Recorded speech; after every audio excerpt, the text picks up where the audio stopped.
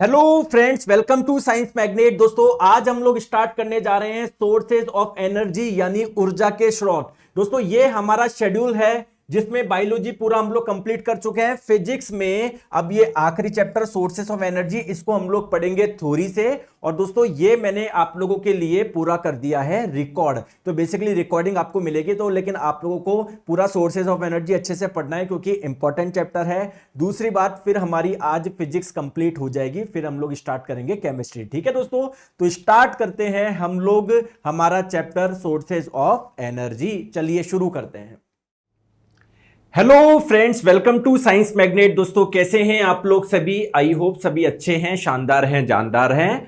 दोस्तों, आज हम लोग स्टार्ट करने वाले हैं हमारे फिजिक्स का आखिरी चैप्टर जिसका नाम है सोर्सेज ऑफ एनर्जी यानी ऊर्जा के स्रोत। यानी हम लोगों को एनर्जी कहां कहां से मिल सकती है, एनर्जी के कौन कौन से सोर्सेज है उनके बारे में हम लोगों को पढ़ना है। कौन से सोर्स में क्या अच्छी बात है, क्या बुरी बात है, ये सारी चीजें आप लोगों को आज समझ में आ जाएगी। तो सबसे पहले अगर मैं पूछूं एनर्जी क्या है, तो एनर्जी के बारे में आप लोग सभी जानते हैं। सर, एनर्जी बेसिकली कार्य करने की क्षमता है। ऊर्जा किसको बोलते हो? कार्य करने की क्षमता को ही ऊर्जा बोलते हो, है ना। जैसे अगर मेरे पास में एनर्जी होगी तो मैं कुछ कार्य कर पाऊंगा, अगर एनर्जी नहीं होगी तो मैं कार्य नहीं कर पाऊंगा। और दोस्तों ध्यान रखिएगा, अगर मैं बोलूं कि यार इस पिंड में या इस ऑब्जेक्ट में एनर्जी है, इसका मतलब यह क्या कर सकता है? कार्य कर सकता है। चलिए ठीक है, अब क्वेश्चन आता है फिर, सर सोर्सेज ऑफ एनर्जी क्या है, ऊर्जा के स्रोत क्या है?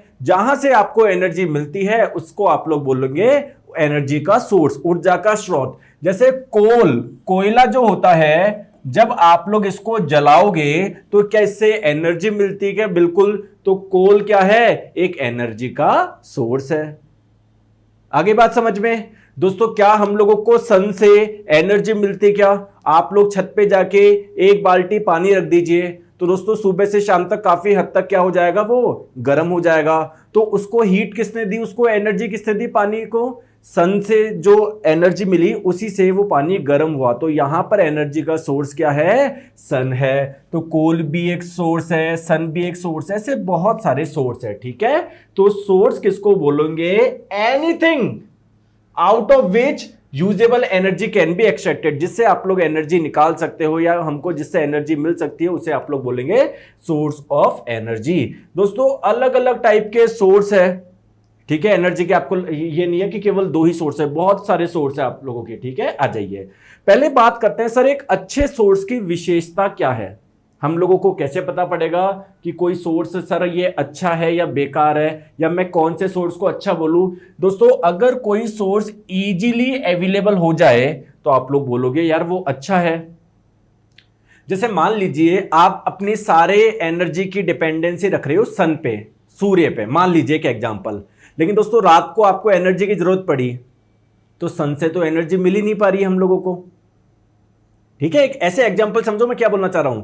हालांकि जो सोलर प्लांट्स होते हैं जो कि सन की एनर्जी से बिजली बनाते हैं, वो दिन में इतना बना लेते हैं कि रात का भी काम हो जाता है। लेकिन जैसे एक एग्जांपल के तहत मैं आप लोगों को समझा रहा हूं। ठीक है, अब आप लोग मान लीजिए पेट्रोल, आप लोग बोलोगे कि सर पेट्रोल भी एक अच्छा सोर्स है क्योंकि पेट्रोल से एनर्जी बनती है। पेट्रोल को जब जलाते हो ना गाड़ी में, क्या होता है, जो आपका पेट्रोल होता है ना, उस पेट्रोल में स्पार्क प्लग के माध्यम से स्पार्क आता है जिससे पेट्रोल जलता है, जिससे आपको एनर्जी मिलती है, गाड़ी को एनर्जी मिलती है। लेकिन दोस्तों पेट्रोल हर जगह तो अवेलेबल है नहीं, है ना। तो बात क्या है, सोर्स किसे हम लोग अच्छा बोलेंगे? जो इजीली अवेलेबल हो जाए। दूसरा दोस्तों सस्ता हो, ऐसा नहीं हो बहुत महंगा हो। तीसरी इंपॉर्टेंट चीज आपको पता है, जैसे कोई फ्यूल है, फ्यूल किसको बोलते हो? जिसको जलाने से हम लोगों को एनर्जी मिलती है। जैसे कोल से एनर्जी मिलती है ना, जलाओगे तो इसे, तो ये फ्यूल है और एनर्जी मिल रही, तो ये एक सोर्स भी है। ठीक है, तो बहुत सारे सोर्स ऐसे होते हैं जो एनर्जी तो देते हैं लेकिन क्या देते हैं, साथ में बहुत सारा धुआं भी देता है। तो अगर किसी से धुआं बहुत कम निकल रहा है तो हम लोग क्या बोलेंगे कि वो अच्छा एक सोर्स है। चौथी इंपॉर्टेंट चीज दोस्तों, उसकी कैलोरीफिक वैल्यू हाई होनी चाहिए। सर कैलोरीफिक वैल्यू क्या होता है? ये टर्म पहली बार सुना है दोस्तों। कैलोरीफिक वैल्यू है ना। ये जो टर्म हम लोग यूज करते हैं जनरली किसके लिए करते हैं, फ्यूल के लिए करते हैं, ईंधन के लिए करते हैं, ठीक है। जैसा कि मैंने बताया फ्यूल किसे बोलते हैं, जिसको जलाने से आप लोगों को एनर्जी मिले, जैसे कोल भी एक फ्यूल है। अब दोस्तों अलग लकड़ी को जलाने से भी एनर्जी मिलती है आप लोगों के, है ना, पेट्रोल को जलाने से भी एनर्जी मिलती है। तो एक्चुअली में क्या होती है, ऐसा तो है नहीं कि 1 किलोग्राम पेट्रोल जलाओगे तो उससे उतनी ही एनर्जी मिलेगी जितनी 1 किलो आप लोग लकड़ी जलाओगे, या 1 किलो कोल जलाने से उतनी मिलेगी जितनी 1 किलो पेट्रोल जलाने से मिलेगी, ऐसा तो नहीं है। तो देखिए दोस्तों एनर्जी जो होती है इनमें अलग अलग निकलेगी, क्यों, क्योंकि यार इनकी प्रॉपर्टीज ही सबकी अलग अलग है। तो देखिए टर्म होता है कैलोरीफिक वैल्यू। ये क्या है सर, जैसे मान लीजिए मैंने बोल दिया किसी फ्यूल की कैलोरीफिक वैल्यू है 3000 किलो जूल पर केजी। देखिए कैलोरीफिक वैल्यू का मात्रक होता है किलो जूल पर केजी। जनरली जो हम लोग इसको मात्रक यूज करते हैं वो किलो जूल पर केजी करता है। इसका मतलब क्या है, 1 किलोग्राम इस फ्यूल को जलाने से कितनी एनर्जी मिलेगी, 3000 किलो जूल एनर्जी मिलेगी। तो मान लीजिए अगर मैं आपको बोलूं कि एक फ्यूल है जिसकी कैलोरीफिक वैल्यू है 4000 किलो जूल पर केजी और एक की है 10,000 किलो जूल पर केजी, कौन सा फ्यूल अच्छा है सर, ये वाला अच्छा है। क्यों, क्योंकि 1 किलोग्राम जलने से ये 10,000 किलो जूल देगा जबकि केवल 4000 किलो जूल दे रहा था। तो हम लोग किसको बोलेंगे, जिनका कैलोरीफिक वैल्यू ज्यादा हो। दोस्तों कुछ कुछ आप लोगों के फ्यूल ऐसे भी होते हैं जो एनर्जी देने के बाद में बहुत सारा वेस्ट बनाते हैं, ऐश वगैरह, या आपने देखी होगी राख वगैरह बन जाती है। तो अगर हम लोगों को कोई चीज जलने के बाद में एनर्जी तो दे रहा है ठीक है, लेकिन अगर उसके रेजिड्यू, उसके अवशेष अगर कम बचेंगे, वेस्ट कम बचेगा, तो हम लोगों को उसको अच्छा बोलेंगे, ठीक है। सिमिलरली दोस्तों अगर किसी को स्टोर करना बहुत आसान हो, एक जगह से दूसरी जगह पर ले जाना बहुत आसान हो, तो हम लोग क्या बोलेंगे कि वह क्या है, एक अच्छा सोर्स है, एक अच्छा फ्यूल है, जो भी आप लोग बोलना चाहे, ठीक है। अब देखिए दोस्तों जितने भी सोर्सेज होते हैं एनर्जी के, उसको आप लोग दो कैटेगरी में बांट सकते हैं। एक होता है कन्वेंशनल सोर्स, जिसे हिंदी में बोलते हैं परंपरागत स्रोत, और एक होता है आप लोगों का नॉन कन्वेंशनल सोर्स, जिसे हिंदी में बोलेंगे गैर परंपरागत स्रोत। सर इन दोनों में डिफरेंस क्या है, देखिए परंपरागत, अभी जो परंपरा चलती हुई आई है, लोग एनर्जी के लिए जिस सोर्स पे डिपेंडेंट है काफी लंबे समय से, ऐसे सोर्स को हम लोग बोलेंगे conventional source. Non conventional source किसको बोलेंगे कि बाद में टेक्नोलॉजी आने के बाद में लोग दोस्तों इससे भी एनर्जी निकाल रहे हैं, इससे भी निकाल रहे हैं, वो आपके हैं नॉन कन्वेंशनल सोर्स। पहले वो इस्तेमाल नहीं करते थे, ऐसी परंपरा नहीं चल रही आ रही थी कि स्टार्टिंग से लेकर वहां से लेकर आज तक, यही अभी रिसेंट टाइम में 200-300 साल पहले या 400 साल पहले या 100 साल पहले, 50 साल पहले हम लोगों ने इसका यूज करना स्टार्ट किया है, ठीक है। जैसे कन्वेंशनल सोर्स के कोई एक एग्जांपल बताओ दोस्तों। पहले भी क्या कोल का यूज होता था, क्या कोयले को जलाने से एनर्जी बनती थी, ये तो बहुत समय से चल रहा है ये वाला तरीका। पेट्रोल बहुत समय से चल रहा है, लेकिन दोस्तों आपने सुना होगा कि अब तो लोग घर में भी क्या लगाने लग गए, सोलर पावर प्लांट लगाने लग गए। मतलब सन की एनर्जी से बिजली बना लेते हैं वो घर पे ही, है ना, वो प्लांट लगा के। तो सन एक सोर्स है एनर्जी का, लेकिन दोस्तों पहले हम लोग सन की एनर्जी को इतना यूज नहीं कर पा रहे थे क्योंकि हमारे पास में ऐसे कोई इक्विपमेंट नहीं थे, ऐसे कोई टेक्नोलॉजी डेवलप नहीं हुई थी। लेकिन अब ऐसा हो रहा है ना, तो जो मैं सोलर एनर्जी है, क्या मैं उसको यहाँ पर रख सकता हूँ, ये जो सोर्स है, सोलर एनर्जी बोल दो या सिंपली बोल दो सन बोल दो, तो ये आपका क्या है, नॉन कन्वेंशनल सोर्स है। सिमिलरली दोस्तों जो समुद्र होता है, समुद्र में देखा होगा पानी एक जगह से दूसरी जगह पर कैसे बहता है दोस्तों, यानी बह रहा है तो उसके पास में एनर्जी है, उसी एनर्जी से भी बिजली बना लेते हैं हम लोग, यानी उसकी एनर्जी का हम लोग यूज कर रहे हैं। पहले नहीं होता था, अब होने लग गया। तो टाइडल एनर्जी जो है, या मैं बोलूं ओशियन की जो एनर्जी है, वो भी क्या है, एक नॉन कन्वेंशनल सोर्स है। आई बात समझ में? बिल्कुल। चलिए तो दोस्तों कन्वेंशनल सोर्स के बारे में अगर मैं आप लोगों को परिभाषा दूं, कन्वेंशनल सोर्स क्या है, देखिए कन्वेंशनल सोर्स हम लोग उनको बोलेंगे those that are widely used, जिनका बहुत ज्यादा इस्तेमाल होता था, मतलब है ना, जो बहुत लंबे समय से जिनका इस्तेमाल हो रहा है। दोस्तों ध्यान रखिएगा, सोर्स आपके ये क्या है, रिन्यूएबल, नॉन रिन्यूएबल, अब इसको भूल जाइए, इसको भी अगली स्लाइड में समझाऊंगा। तो कन्वेंशनल सोर्स आई होप आपको समझ में आ गया होगा।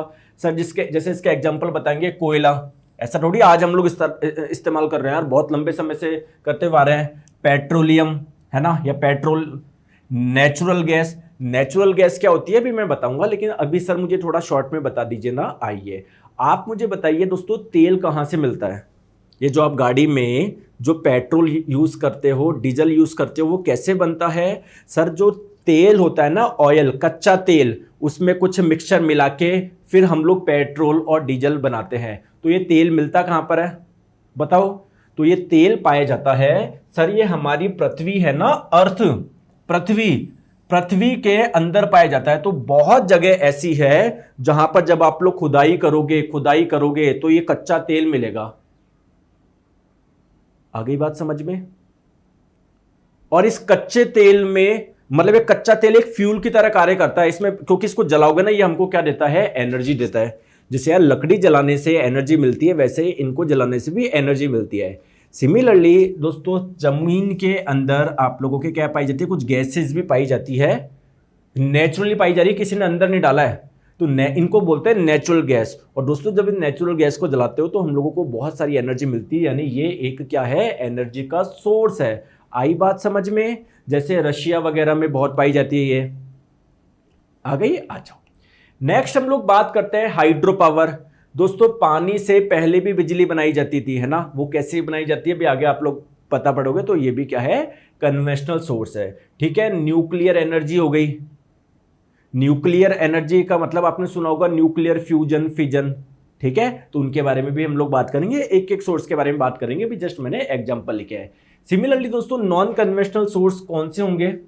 नॉन कन्वेंशनल सोर्स दोस्तों, अब रिसेंट टाइम में आपको पता है पॉल्यूशन का भी दिक्कत होने लग गया, तो अब हम लोग कुछ ऐसी टेक्नोलॉजी डेवलप कर रहे हैं जो कि पर्यावरण को ज्यादा नुकसान ना पहुंचाए। तो जो ये वाले आप लोगों के सोर्स है वो क्या है? पर्यावरण के अनुकूल है। आ गई बात समझ में? दोस्तों इन वाले ये जो सोर्स है इनके बारे में आप लोग क्या बोलना चाहोगे? अभी तक जो परंपरा चलती हुई आ रही थी कि हम लोग यार ये वाले सोर्स यूज करेंगे, तो यार उनके कई ड्रॉबैक्स हैं, जैसे पर्यावरण को बहुत ज्यादा नुकसान पहुंचाता है और उनकी एक फिक्स लिमिटेशन है। इसलिए हम लोग क्या कर रहे हैं? कुछ अलग सोर्स ढूंढ रहे हैं एनर्जी के लिए, क्योंकि एनर्जी की तो आवश्यकता है, हर कंट्री को है। अगर एनर्जी नहीं होगी, मतलब समझ लो बिजली, अगर हमारे घर में बिजली नहीं आएगी तो क्या कर पाओगे आप लोग? कुछ कर पाओगे क्या? बिजली क्या है? इलेक्ट्रिसिटी क्या एक प्रकार की एनर्जी तो है। तो एनर्जी की जरूरत तो है। अब पहले वाले जो सोर्स है उनकी कुछ लिमिटेशन है, उससे ज्यादा एनर्जी नहीं निकल पा रही, तो हम लोग कुछ अलग अलग सोर्स ढूंढ रहे हैं। ठीक है, तो that is the non conventional source. आई बात समझ में? सर इसके एग्जांपल बताओ। जैसे सन की एनर्जी का इस्तेमाल कर रहे हैं तो सोलर एनर्जी इसका एग्जांपल हो जाएगा। दोस्तों जो हवा चलती है ना, हवा अगर फ्लो कर रही है तो हवा में भी तो एनर्जी होगी, उसके एनर्जी का इस्तेमाल करके हम लोग बिजली बना रहे हैं, हमारी एनर्जी ले रहे हैं उससे। जियोथर्मल एनर्जी क्या होता है दोस्तों? पृथ्वी जो होती है ना, पृथ्वी के अंदर जब आप जाओगे ना तो बहुत गर्म पार्ट होता है ये, मतलब अंदर बहुत हीट होती है। इस हीट का इस्तेमाल करते हैं हम लोग बिजली बनाने में, या हमारी एनर्जी के लिए हम लोग इस वाली हीट का इस्तेमाल कर रहे हैं। दोस्तों बायोमास एनर्जी क्या है? बायो का मास, बायो का मतलब क्या है? लिविंग। तो दोस्तों कोई भी लिविंग का जो मास मतलब कोई पार्ट है, जैसे मान लो कोई पेड़ वगैरह है, वेस्ट पेड़ है, या मान लो जानवरों के कुछ डंग है, गोबर है, उसका इस्तेमाल करके हम लोग बिजली बना रहे हैं, या उनसे हम लोग एनर्जी निकाल रहे हैं। कैसे निकालेंगे अभी आपको पता पड़ेगा। टाइडल एनर्जी, ज्वारी ऊर्जा, जो मैंने बताया आप लोगों को, समुद्र की जो ऊर्जा होती है, इसका इस्तेमाल करके हम लोग बना रहे हैं। ठीक है, तो एक एक चीज हम लोग करके पढ़ेंगे। चलिए, तो एक चीज मैं आपको और बता दूं, ये तो आपको मैंने दो टाइप बताए, conventional source, non conventional source, बहुत अच्छी बात है। अब दोस्तों कुछ सोर्स ऐसे हैं जिनसे हम लोग कितनी भी एनर्जी ले उनकी कैपेसिटी खत्म नहीं होगी। या आप इसको ऐसे भी समझ सकते हैं कि सर हम लोग कितनी भी एनर्जी ले मान लो उसकी कैपेसिटी खत्म होगी सर, वो अपने आप वापस पूरी भर जाएगी, अपने आप वापस भर जाएगी। और एक होता है आप लोगों के ऐसे सोर्स जिनकी एक लिमिटेड कैपेसिटी आपने अगर निकाल लिया तो फिर वो खत्म हो गई। ऐसा नहीं है 10 साल बाद, 20 साल बाद, 50 साल बाद अपनी आप कैपेसिटी बढ़ जाएगी। तो दोस्तों सोर्सेस को दो टाइप में और बांटते हैं। एक होता है आप लोगों का रिन्यूएबल सोर्स, यानी नवीकरणीय संसाधन या नवीकरणीय सोर्स, और एक होता है नॉन रिन्यूएबल रिसोर्सेज या नॉन रिन्यूएबल सोर्सेज, यानी अनवीकरणीय। ठीक है, आ जाओ। सर रिन्यूएबल रिसोर्सेज का मतलब क्या है? रिन्यूएबल रिसोर्सेज का मतलब क्या है? ये बहुत अधिक मात्रा में अवेलेबल है, साथ में दोस्तों अगर ये खत्म हो गए तो कुछ समय बाद में ये क्या हो जाएंगे, वापस रिप्लेनिश्ड हो जाएंगे, मतलब भर जाएंगे। ये समझ में आ गई बात को? अगर बात करें नॉन रिन्यूएबल सोर्सेज, हम लोग उनको बोलते हैं जिनकी सप्लाई काफी लिमिटेड होती है और आपने एक बार खत्म कर लिया ना तो टाइम के साथ में, ठीक है, ये भरेंगे नहीं। मतलब एक इंसान के, जैसे मान लो अगर कोई एक इंसान का जीवन मान लो 70 साल का है तो उसके 70-80 साल में तो नहीं भरे, हो सकता है कोई बहुत ज्यादा समय लगे। ठीक है, आ जाओ नेक्स्ट हम लोग बात करते हैं सर सस्टेनेबिलिटी बताओ। देखिए ये जो रिन्यूएबल रिसोर्सेज है इनका यूज करेंगे हम लोग लॉन्ग टर्म के लिए, क्योंकि आपको पता है ये वाले जो सोर्सेज है इनकी सप्लाई काफी ज्यादा है और मान लो खत्म भी हो गए तो ये वापस भर जाएंगे। क्लियर है क्या? तो इनका यूज हम लोग रिपीटेडली कर सकते हैं, इन वाले का ज्यादा नहीं कर सकते यार, लॉन्ग टर्म में नहीं कर सकते यार। अगर आपको थोड़ा सा टेम्पररी 1-2 साल के लिए कुछ निकालना है या कुछ एनर्जी चाहिए तो यूज कर लो। आगे बात समझ में? ठीक है सर, एग्जाम्पल बताएंगे दोस्तों। सोलर एनर्जी क्या रिन्यूएबल सोर्स का एक एग्जाम्पल है क्या? क्योंकि सन की एनर्जी अनलिमिटेड सप्लाई है, ऐसा नहीं है आज आपने उसका यूज करके बिजली बना ली तो कल सन की एनर्जी कम हो गई, नहीं, उतनी ही रहेगी। विंड एनर्जी दोस्तों, हवा का यूज करके आपने बिजली बना ली तो आपको लगे कि हवा में अब एनर्जी बची नहीं, दोस्तों रहेगी वो। ठीक है, hydro power, geothermal energy, biomass energy, tidal energy, सारे रिन्यूएबल है और ये सारे आपके नॉन रिन्यूएबल है। ऑब्वियसली बात है यार, कोयला आपने खत्म कर दिया, जला जला के खत्म हो गया कोयला, लिमिटेड कोयला था, अब पता नहीं कितने लाखों साल बाद बनेगा कोयला, ऐसे थोड़ी बन जाता है कोयला। सेम पेट्रोल, भाई कहीं पर जमीन के नीचे कहीं पर आपको कच्चा तेल मिला, उसका यूज कर लिया, सारा निकाल लिया, बचा ही नहीं, तो लिमिटेड होता है यार, ऐसे थोड़ी होता है। आई बात समझ में? ठीक है, आ जाओ दोस्तों। एक मैं आप लोगों को, क्या हम इंडिया को एनर्जी की आवश्यकता है क्या? दोस्तों इंडिया क्या, कोई सा भी कंट्री हो, सबको एनर्जी की आवश्यकता है। एनर्जी कौन सी? अरे इलेक्ट्रिसिटी आवश्यकता ही नहीं है, मतलब इलेक्ट्रिसिटी भी एक प्रकार की एनर्जी तो है, बोलो हाँ या ना? तो ये बिजली कैसे बनाए? तो हमारे देश में अलग अलग पावर प्लांट है। सर पावर प्लांट किसको बोलते हैं? पावर प्लांट उस जगह को बोलते हैं, उस सिस्टम को बोलते हैं जिससे बिजली बनाई जाती है। जैसे आपने बोला कि कोल है, अच्छा मुझे बताओ इलेक्ट्रिसिटी आप लोग बना रहे हो या, तो इलेक्ट्रिसिटी जो है वो एक प्रकार की एनर्जी तो है, ऊर्जा ही तो है, बोलो हाँ या ना? और क्या ऊर्जा उत्पन्न करी जाती है क्या, या नष्ट की जा सकती है कि नहीं? सर ऊर्जा ना ही उत्पन्न करी जा सकती है ना ही नष्ट करी जा सकती है। तो जो हम लोग बोलते हैं ना कोल से या कोयले से हम लोग बिजली बना रहे हैं, दोस्तों वो क्या कर रहे हैं, कोल की जो एनर्जी है उसको बेसिकली ट्रांसफर किया जा रहा है किसमें? इलेक्ट्रिकल एनर्जी में। आ गई बात समझ में? आ गई। और ये काम इतना आसान नहीं है जितना आप लोगों को लग रहा है। ये पावर प्लांट होते हैं, उसमें टरबाइन होता है, पंप लगे होते हैं, ठीक है, बॉयलर होते हैं, वो सब मैं बताऊंगा। तो इसको आप लोग बोलते हैं पूरा का पूरा सिस्टम पावर प्लांट। आपको लगता होगा कि ये पावर प्लांट बहुत छोटा होता है, और ये बहुत बड़े बड़े पावर प्लांट होते हैं यार, आपने देखे भी होंगे, हो सकता है आपके किसी के शहर में हो या नजदीकी शहर में हो या नजदीकी राज्य में हो। कभी देखा है कोई पावर प्लांट? ठीक है, देख के आइए जरूर। तो मैं आप लोगों को वो एक पाई चार्ट शो कर रहा हूं जिसमें मैं बता रहा हूं आप लोगों को कि इंडिया में एनर्जी की रिक्वायरमेंट के लिए हम लोग किस पे सबसे ज्यादा डिपेंडेंसी है। तो कोल पे सबसे ज्यादा डिपेंडेंसी है, सेकंड नंबर पे पेट्रोलियम और नेचुरल गैस, या फिर आप लोग बोल सकते हो इनसे हम लोग सबसे ज्यादा बिजली बनाते हैं या हमारी जो एनर्जी की रिक्वायरमेंट है वो पूरी करते हैं। फिर आप लोगों का हो जाएगा दोस्तों हाइड्रो, यानी पानी से हम लोग क्या बनाते हैं, एनर्जी, मतलब पानी की जो एनर्जी उसका यूज करते हैं। फिर आ जाएगा आप लोगों का न्यूक्लियर। न्यूक्लियर क्या होता है? देखिए दोस्तों बहुत सारे, मतलब बहुत सारे तो नहीं, कुछ मेटल्स ऐसे होते हैं जिनसे हम लोगों को एनर्जी मिलती है, यूरेनियम वगैरह इनसे। कैसे सर? उनके एटम में जो न्यूक्लियस होता है जब वो फूटता है तो उससे एनर्जी मिलती है, भी बात करेंगे, ठीक है। और ये तो 5 हमारे जो मेजर हम लोग जिस पे डिपेंडेंसी रखते हैं। क्लियर है? चले आ जाओ। चलिए, तो हम लोग बात कर रहे हैं कुछ इंपॉर्टेंट फ्यूल की या कुछ इंपॉर्टेंट सोर्स की जो आप लोगों को पढ़ने हैं, ठीक है। तो बेसिकली पहले मैं आपको कन्वेंशनल सोर्स बताता हूं। कन्वेंशनल सोर्स जो अभी तक परंपरा चलती हुई आ रही है, तो इसमें सबसे पहला इंपॉर्टेंट है फॉसिल फ्यूल, जीवाश्म ईंधन। सर ये फॉसिल फ्यूल क्या हुआ? देखिए ये फॉसिल, देखो आप कोल जानते हो, हाँ कोल भी एक प्रकार का फॉसिल फ्यूल ही है। क्या आप लोग नेचुरल गैस जानते हो? बिल्कुल सर। तो फॉसिल फ्यूल जीवाश्म ईंधन क्या है? देखिए दोस्तों, फ्यूल तो आपको पता ही है किसको बोलते हैं सर। फ्यूल हम लोग जनरली ये वर्ड यूज कब करते हैं?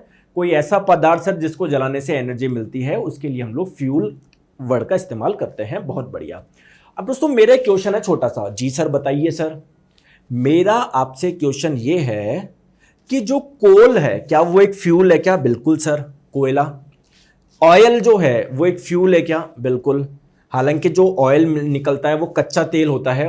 कच्चा तेल क्यों बोल रहे हैं? उसमें और भी कुछ चीजें ऐड करी जाती है बाद में, जिससे उसकी क्वालिटी बढ़ाई जा सके। ठीक है, ठीक है। नेक्स्ट, नेचुरल गैस क्या फ्यूल है क्या? हाँ सर, ये जो नेचुरल गैस है इसको जलाने से हम लोगों को एनर्जी मिलती है, तो ये एक फ्यूल है।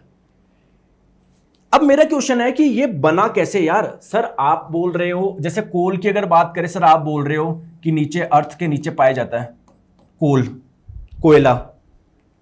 तो सर मैंने मान लो कहीं पर खुदाई करा, मान लो सर मैं चल गया 1-2 किलोमीटर नीचे, खुदाई करी, फिर मेरे को ऐसे काले कलर की चट्टानें दिखी। जब मैंने उसमें उसकी तोड़ के देखा सर, वो कोल था। सर मजा आ गया। लेकिन क्वेश्चन ये है कि अंदर कोल बना कैसे, अंदर कोल आया कैसे? तो देखिए दोस्तों, होता क्या है, जैसे पृथ्वी पे आज आप एक जीव हो, मैं भी जीव हूं, बहुत सारे प्लांट भी है। तो जैसे मान लीजिए ये कोई एक प्लांट है, क्लियर है? ये प्लांट मान लो किसी ने काट दिया और ऐसे गिर गया प्लांट, क्लियर है? तो किसी ने नजर नहीं रखा, धीरे धीरे उस पर मान लो कोई आदमी चल के जाने लग गए, कुछ गाड़ियां जाने लगी, तो अंदर थोड़ा सा दब जाएगा क्या? फिर कभी बारिश होगी, कभी और मतलब फिर भाई एयर का भी प्रेशर रहेगा, धीरे धीरे धीरे धीरे धीरे धीरे थोड़ा सा अंदर धस जाएगा क्या ये? और एक समय ऐसा आएगा कि इसके ऊपर रोड बिल्कुल नॉर्मल हो जाएगी, आपको पता ही नहीं पड़ेगा कि यार अंदर कोई पेड़ था। वो दोस्तों दब दब के हजारों सालों के बाद में यही आपका क्या बन जाएगा? कोल बन जाएगा। आई बात समझ में? समझ आ रही है मैं क्या बोलना चाह रहा हूं? तो दोस्तों इन्हीं को हम लोग फॉसिल फ्यूल बोलते हैं, जीवाश्म ईंधन बोलते हैं। फॉसिल फ्यूल बेसिकली क्या होते हैं? ऐसे फ्यूल जो प्लांट, जो डेड प्लांट या एनिमल से बनते हैं। कैसे? जब वो लंबे समय से आपके दबे रहते हैं तो वो आप लोगों की किस में कन्वर्ट हो जाते हैं? फ्यूल में कन्वर्ट हो जाते हैं। क्लियर है क्या? तो पादपों और जीवों के अवशेषों से, है ना, पूरा का पूरा प्लांट नहीं हो, मान लो प्लांट का कुछ पार्ट हो, तो नीचे दब दब के नीचे गहरे तलों में चल जाते हैं ये आप लोगों के, ठीक है? और बहुत सालों बाद, फ्रॉम मिलियंस ऑफ ईयर के बाद में वो आप लोगों के किस में कन्वर्ट हो जाएंगे? वो फ्यूल का कार्य करेंगे। क्लियर है सर? फॉसिल फ्यूल का एग्जाम्पल तो बताएंगे सर। फॉसिल फ्यूल के एग्जाम्पल क्या है? कोल भी इसी का एग्जाम्पल है। आ गई बात समझ में? ऑयल भी इसी का एग्जाम्पल है। नेचुरल गैस यानी प्राकृतिक गैस भी इसी का एग्जाम्पल है। आई बात समझ में? आ गई? बिल्कुल सर आ गई। चलिए दोस्तों, सबसे पहले बात करते हैं सर कोल की। आपने देखा होगा कोल इस प्रकार का होता है। देखिए दोस्तों, कोल बेसिकली एक सेडिमेंट्री रॉक है, अवसादी चट्टान है। किसको बोलते हैं? ज्योग्राफी में पढ़ा होगा आप लोगों ने, सेडिमेंट्री रॉक किसको बोलते हैं? बताओ। अवसादी चट्टानें, एक तो वाली चट्टानें होती है ऊपर होती है, एक नीचे भी होती है ना, तो ये बेसिकली नीचे पाया जाता है कोल आप लोगों का, है ना। तो एक प्रकार का पार्ट है सेडिमेंट्री रॉक का, अवसादी चट्टान का। दोस्तों ये ब्लैक कलर का भी हो सकता है ना, ब्राउन कलर का भी हो सकता है ना। बेसिकली इसका कलर जो होता है ना, ब्लैक कलर का होता है, या ब्राउनिश ब्लैक। ठीक है, ठीक है। बात आती है कि सर इस कोल में क्या कौन सा तत्व सबसे अधिक मात्रा में पाया जाता है? दोस्तों इसमें कार्बन सबसे अधिक मात्रा में पाया जाता है। बाकी और भी आप लोगों के तत्व हैं, जैसे एक हो गया आप लोगों का हाइड्रोजन, एक हो गया सल्फर, एक हो गया ऑक्सीजन, एक नाइट्रोजन। तो अगर आपसे पूछा जाए कोल में कौन कौन से तत्व पाए जाते हैं? Carbon, hydrogen, sulphur, oxygen, nitrogen. Sir मुझे ये बताएंगे कि कोल हुआ क्या? जैसे मान लीजिए दोस्तों ये कोई प्लांट वगैरह था, ठीक है, तो ये दब के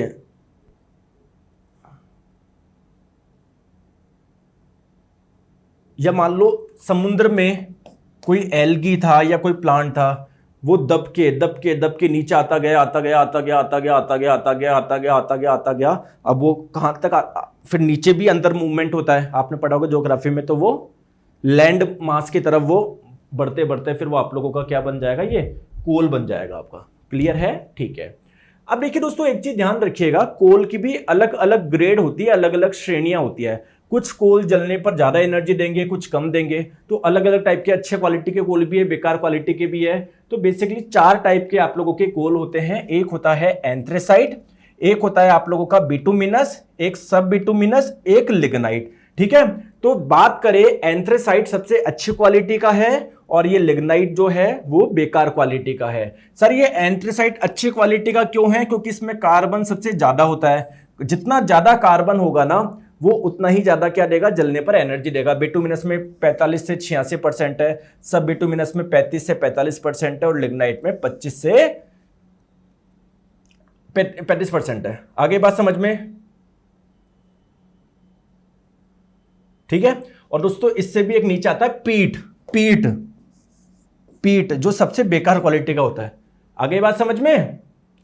चले, देखो ये अच्छा है। ऐसे भी कैसे? इसमें मॉइस्चर काफी कम है, गीला गीला नहीं होता, ये मॉइस्चर काफी कम है। जबकि ऊपर से नीचे आते रहोगे ना, मॉइस्चर काफी ज्यादा होता है। इसलिए दोस्तों जब आप लोग जलाओगे वो इजीली जलेंगे नहीं। बात करें कौन कितना एनर्जी देगा, आपको एग्जैक्ट डाटा याद नहीं रखना है, बस ये ध्यान रखना है एंथ्रेसाइट ज्यादा देता है। 30 से 35 मेगा जूल पर किलोग्राम। 1 किलोग्राम जलाने से आप लोगों को इतनी एनर्जी क्या करता है? ये जनरेट करता है। क्लियर? दोस्तों कार्बन का कंटेंट जितना ज्यादा होता है, ध्यान रखिएगा, कोल उतना ही ज्यादा हार्ड होता है, कठोर होता है। तो एंथ्रेसाइट बहुत हार्ड होता है, पत्थर जैसा होता है। और कुछ कोयले देखोगे जो तुरंत ऐसे टूट जाते हैं, तो ये काफी हार्ड है क्योंकि कार्बन कंटेंट ज्यादा है। जैसे जैसे नीचे आओगे जो कोल होंगे वो आपके क्या होंगे? सॉफ्ट होते हुए चलेंगे। चले आगे आ जाओ। चलिए सर, नेक्स्ट हम लोग बात करते हैं पेट्रोलियम। पेट्रोलियम क्या है सर? वही कच्चा तेल जो है ना, कच्चा तेल, उसे ही पेट्रोलियम के नाम से जानता है, कच्चा तेल। आगे बात समझ में? तो कई जगह है ना, जैसे आप लोग देखोगे ना, ये ऐसा होता है कच्चा तेल, ऐसा निकलेगा अंदर से, जो निकलेगा ना वो ऐसा निकलेगा।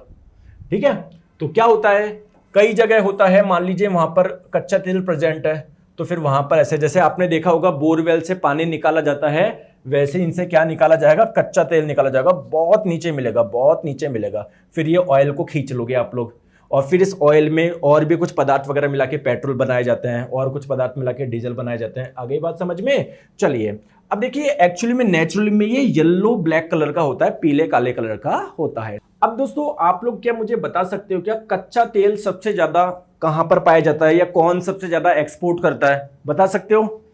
कच्चा तेल बोल दो या पेट्रोलियम बोल दो, सबसे ज्यादा एक्सपोर्ट कौन करता है? तो सबसे नंबर 1 पे जो है, जो लार्जेस्ट एक्सपोर्टर है, वो है सऊदी अरब। फिर देखिए यहां पर रशिया, देखो 13%, 13% जो भी एक्सपोर्ट होता है, मतलब जितना भी एक्सपोर्ट हो रहा है उनमें सबसे ज्यादा कर रहा है सऊदी अरब 17%, रशिया 13%, क्योंकि है यार इनके पास में रिसोर्सेज है। क्लियर? आज ये रशिया वगैरह इतना पावरफुल क्यों है? क्योंकि इनके पास में नेचुरल रिसोर्सेज अलग अलग जगह बेचते हैं। बोले तेल की जरूरत तो सबको पड़ेगी, कच्चे तेल की, इसी से पेट्रोल डीजल वगैरह ये बनेंगे। तो यार किस कंट्री को जरूरत नहीं है? तो कच्चा तेल सबको चाहिए होता है, फिर उसमें मिला के पेट्रोल डीजल बनाए जाएंगे, तो इसलिए तो इतना पैसे वाला है यार ये। और क्यों है बताओ? देखो इराक 5% है, यूएई यूनाइटेड अरब एमिरेट ये 6% है। आगे बात समझ में? कुवैत 4%, कतार 3%। चलिए आओ नेक्स्ट बात करते हैं सर, नेचुरल गैस। देखिए आप मुझे बताइए, जैसे यार पृथ्वी के नीचे आपको कोल मिल गया। कोल क्या है? कोल क्या है? एक फ्यूल है, ठोस अवस्था का। सिमिलरली दोस्तों ये जो आपको मिला कच्चा तेल, वो भी एक फ्यूल है लिक्विड स्टेट में। वैसे दोस्तों जो फ्यूल होता है वो आपको गैसीय अवस्था में भी पाया जाता है, इसको आपने बोल दिया नेचुरल गैस, प्राकृतिक गैस। आगे बात समझ में? तो इसको भी बाहर ऐसे ही प्रोसेस से क्या निकाला जाता है? बाहर निकाला जाता है। अब एक्चुअली में दोस्तों इसे आप लोग फॉसिल गैस भी बोल सकते हो, है ना, क्योंकि नेचुरल गैस हो या कोई भी हो, सारे फॉसिल फ्यूल ही है। अब होता क्या है, ये बेसिकली अलग अलग गैस का क्या होता है? मिक्सचर होता है। क्लियर? जैसे इसमें कार्बन CH4 यानी मीथेन गैस पाई जाती है, और भी दोस्तों अलग अलग हाइड्रोकार्बन वाली गैस पाई जाती है, हाइड्रोकार्बन पाए जाते हैं अलग अलग गैसीय अवस्था में। समझ में आ गई बात को? हाइड्रोकार्बन क्या होता है? जो कार्बन और हाइड्रोजन से मिलकर बनते हैं। जैसे ये देखो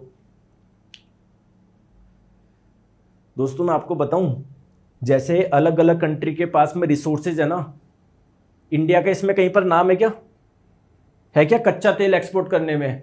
अगर हमारे पास में बहुत ज़्यादा होता, हम भी बाकियों के कंपैरिजन में अच्छी अवस्था में होते हैं हम, क्योंकि हम बहुत पैसे वाले होते हैं। दोस्तों केवल कच्चा तेल नहीं होता, बहुत सारी चीज़ें होती है यार।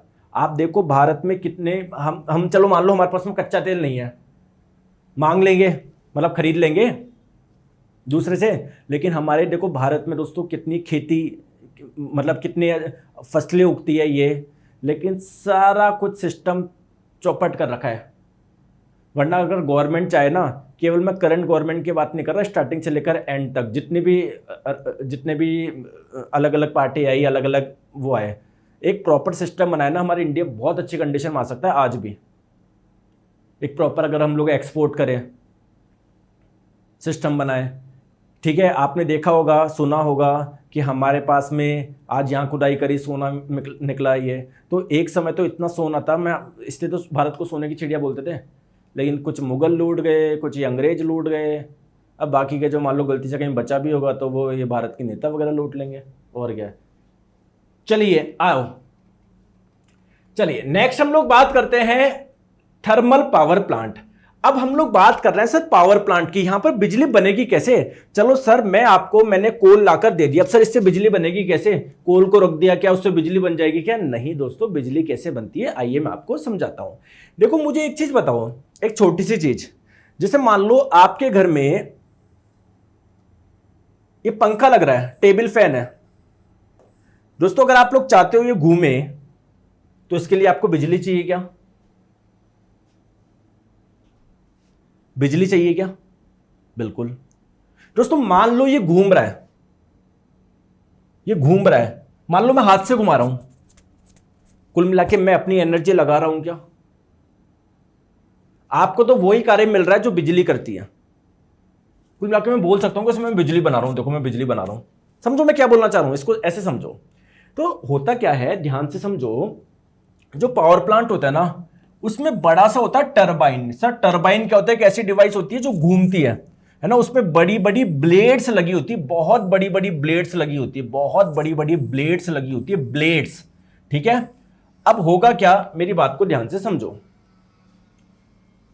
जब यहां पर मैं बहुत तेज स्पीड से पानी भेजूं, तो क्या ये घूमेगा क्या? और इससे क्या बनती है? बिजली। अब दोस्तों पानी अगर बहुत तेज स्पीड में आप लोग भेज रहे हो, तो उसके लिए भी तो एनर्जी चाहिए, तो वो एनर्जी हम लोगों ने अलग अलग फ्यूल से ले सकते हैं, ठीक है।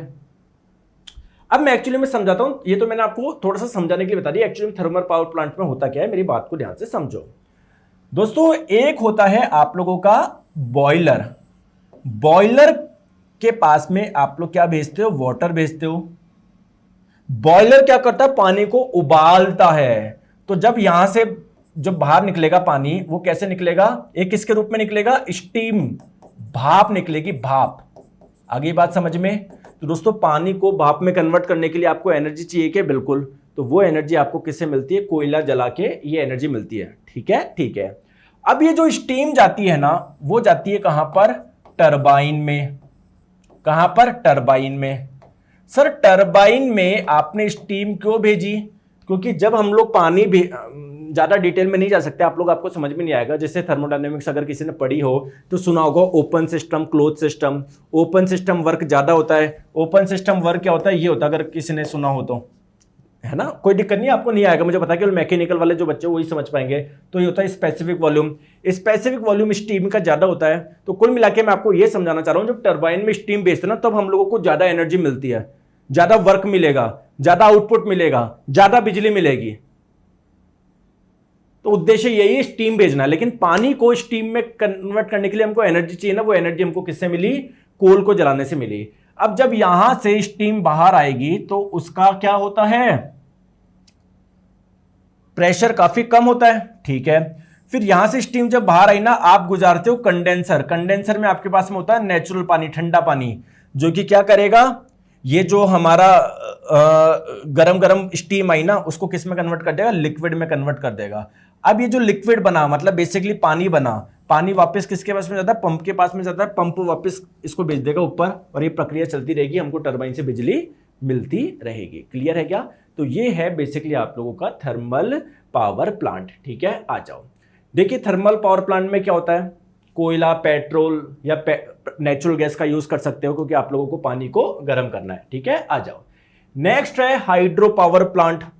सर हाइड्रो पावर प्लांट में क्या होता है, पानी की जो शक्ति होती है, पानी की जो एनर्जी होती है ना, उससे बिजली बनाई जाती है। सर यहां पर होता क्या है, ठीक है, आइए मैं आपको समझाता हूं। देखिए दोस्तों होता क्या है, जैसे पानी को बहुत हाइट पे रखा जाता है।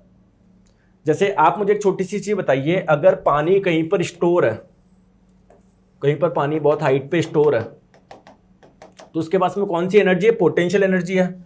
तो इस पानी को गुजारा जाता है एक पाइप से, इस पाइप का नाम है पेनस्टोक। अगर कोई मैकेनिकल इंजीनियरिंग का या सिविल इंजीनियरिंग का छात्र हो तो जरूर उसने पढ़ा होगा। ठीक है, तो ये जब पानी आप लोगों को बहुत स्पीड से आता है तो पानी की जो पोटेंशियल एनर्जी है वो नीचे आते आते आते आते किस में कन्वर्ट हो जाती है, काइनेटिक एनर्जी में कन्वर्ट हो जाती है। बहुत बढ़िया। अब यहां पर क्या होता है, टरबाइंस की जो ब्लेड्स होती है ना, टरबाइंस की ब्लेड, उस पर ही गिराया जाता है, जो सब बहुत तेजी घूमता है, बहुत तेजी घूमता है, बहुत तेज घूमता है, जिससे बिजली बनती है। तो ये है आप लोगों का हाइड्रो पावर प्लांट। ठीक है, तो अगर आप लोगों से पूछा जाए हाइड्रो पावर प्लांट में हम लोग पानी की कौन सी एनर्जी को यूज करते हो, सबसे पहले यहां पर पोटेंशियल एनर्जी थी, फिर नीचे आते आते मिली आपको पानी की काइनेटिक एनर्जी। तो फाइनली अगर यहां पर क्या हो रहा है, पानी की काइनेटिक एनर्जी से आप लोगों की बिजली बन रही है। आगे बात समझ में? चलिए आ जाओ। नेक्स्ट है दोस्तों हाइड्रोलिक पावर प्लांट। क्या है, तो इसमें पानी मतलब पानी की जो पोटेंशियल एनर्जी होती है वो जैसे नीचे आता है काइनेटिक एनर्जी में बदलती है, फिर उसको टरबाइन में आप लोग डालते हो। ठीक है, आ जाओ। चलिए, तो ये आपने पढ़ा कुछ दो स्पेशल पावर प्लांट के बारे में, और वहां पर क्या यूज होता है, एक जगह पानी यूज हो रहा था, एक जगह आप लोगों का क्या यूज हो रहा था, फॉसिल फ्यूल। ठीक है, फॉसिल फ्यूल जहां पर यूज हो रहा था मतलब आप लोग हीट से बिजली बना रहे थे, पानी को हीट करके। आ गई, वो था थर्मल पावर प्लांट। चलो आ जाओ, अब बात करते हैं। सर बायोमास का नाम आपने सुना है क्या?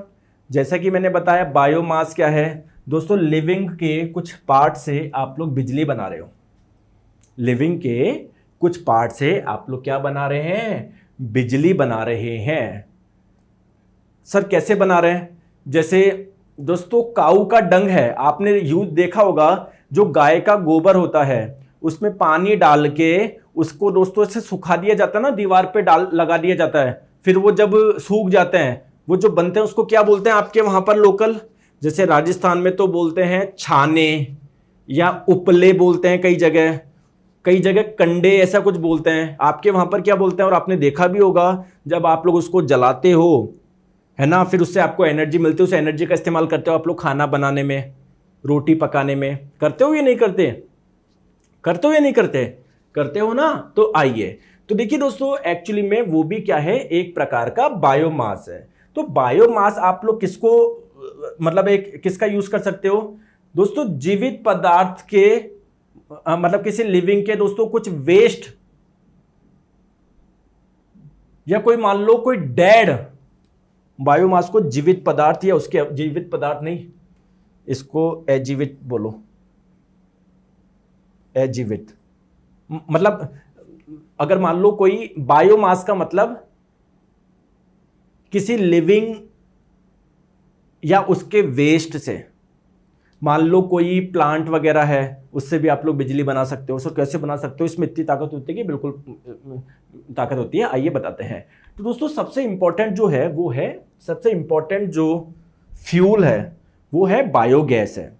बायोगैस जो बनती है वो बायोमास से ही बनती है, और बायोगैस को जब हम लोग जलाओगे तो उससे क्या मिलेगी, एनर्जी मिलेगी, यानी एक अच्छा फ्यूल है। तो सर बताइए बायोगैस बनती कैसे है? दोस्तों बायोगैस बनती है काऊ के डंग से, यानी गाय के गोबर से। सर कैसे बनती है, पूरा मैं स्टेप आपको समझाता हूं। दोस्तों जहां पर ये बायोगैस बनती है उसे आप लोग बोलते हैं बायोगैस प्लांट। क्या आपने देखा है कोई बायोगैस प्लांट? देखा है? देखो एक्चुअली में होता क्या है, ये पूरा एक ऐसा सेटअप होता है, एक डोम शेप आपको दिख रही है, ये गुंबद जैसी आकृति आपको दिख रही है। आपको लग रहा होगा कि ये कोई लाइन है, नहीं, ये एक्चुअली में इसको 3D में इमेजिन करो, 3D में इमेजिन करो, ये आपको ऐसा नजर आएगा, ये ऐसा 3D में इमेजिन करो, समझ पा रहे हो बात को। और ये किसकी होती है? ईंटों की पूरी दीवार होती है, ईंटों से बना होता है ये चारों ओर से। आगे बात समझ में? आगे बात समझ में? ठीक है दोस्तों, यहां से आप लोग क्या डालते हो? काऊ का डंग, गाय का गोबर प्लस पानी का मिक्सचर।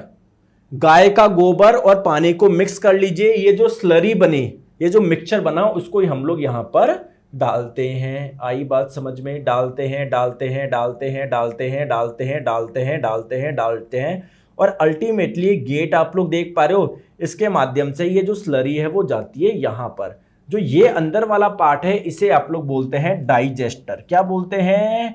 डाइजेस्टर। यानी यहां पर डाइजेशन होगा, पाचन होगा, ऐसे समझ लो। ठीक है, क्या पाचन होगा? पाचन का मतलब ये टूटेंगे, टूट के हम लोगों को क्या मिलेगी? गैस मिलेगी।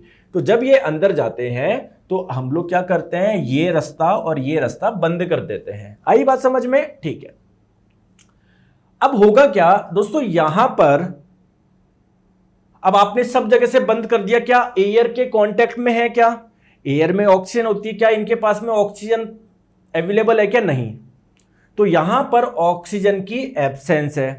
साथ में दोस्तों हम लोग यहां पर कुछ छोटे छोटे माइक्रो ऑर्गेनिज्म यानी सूक्ष्म जीव डाल देते हैं। तो सूक्ष्म जीव क्या करते हैं भाई? बहुत सारे सूक्ष्म जीव होते हैं ना, जो गोबर खाते हैं, गाय का गोबर वगैरह खाते हैं, जो डेड पार्ट खाते हैं, तो वो इनको खाना स्टार्ट करते हैं, इनको डाइजेस्ट करना स्टार्ट करते हैं, इनको तोड़ना स्टार्ट करते हैं।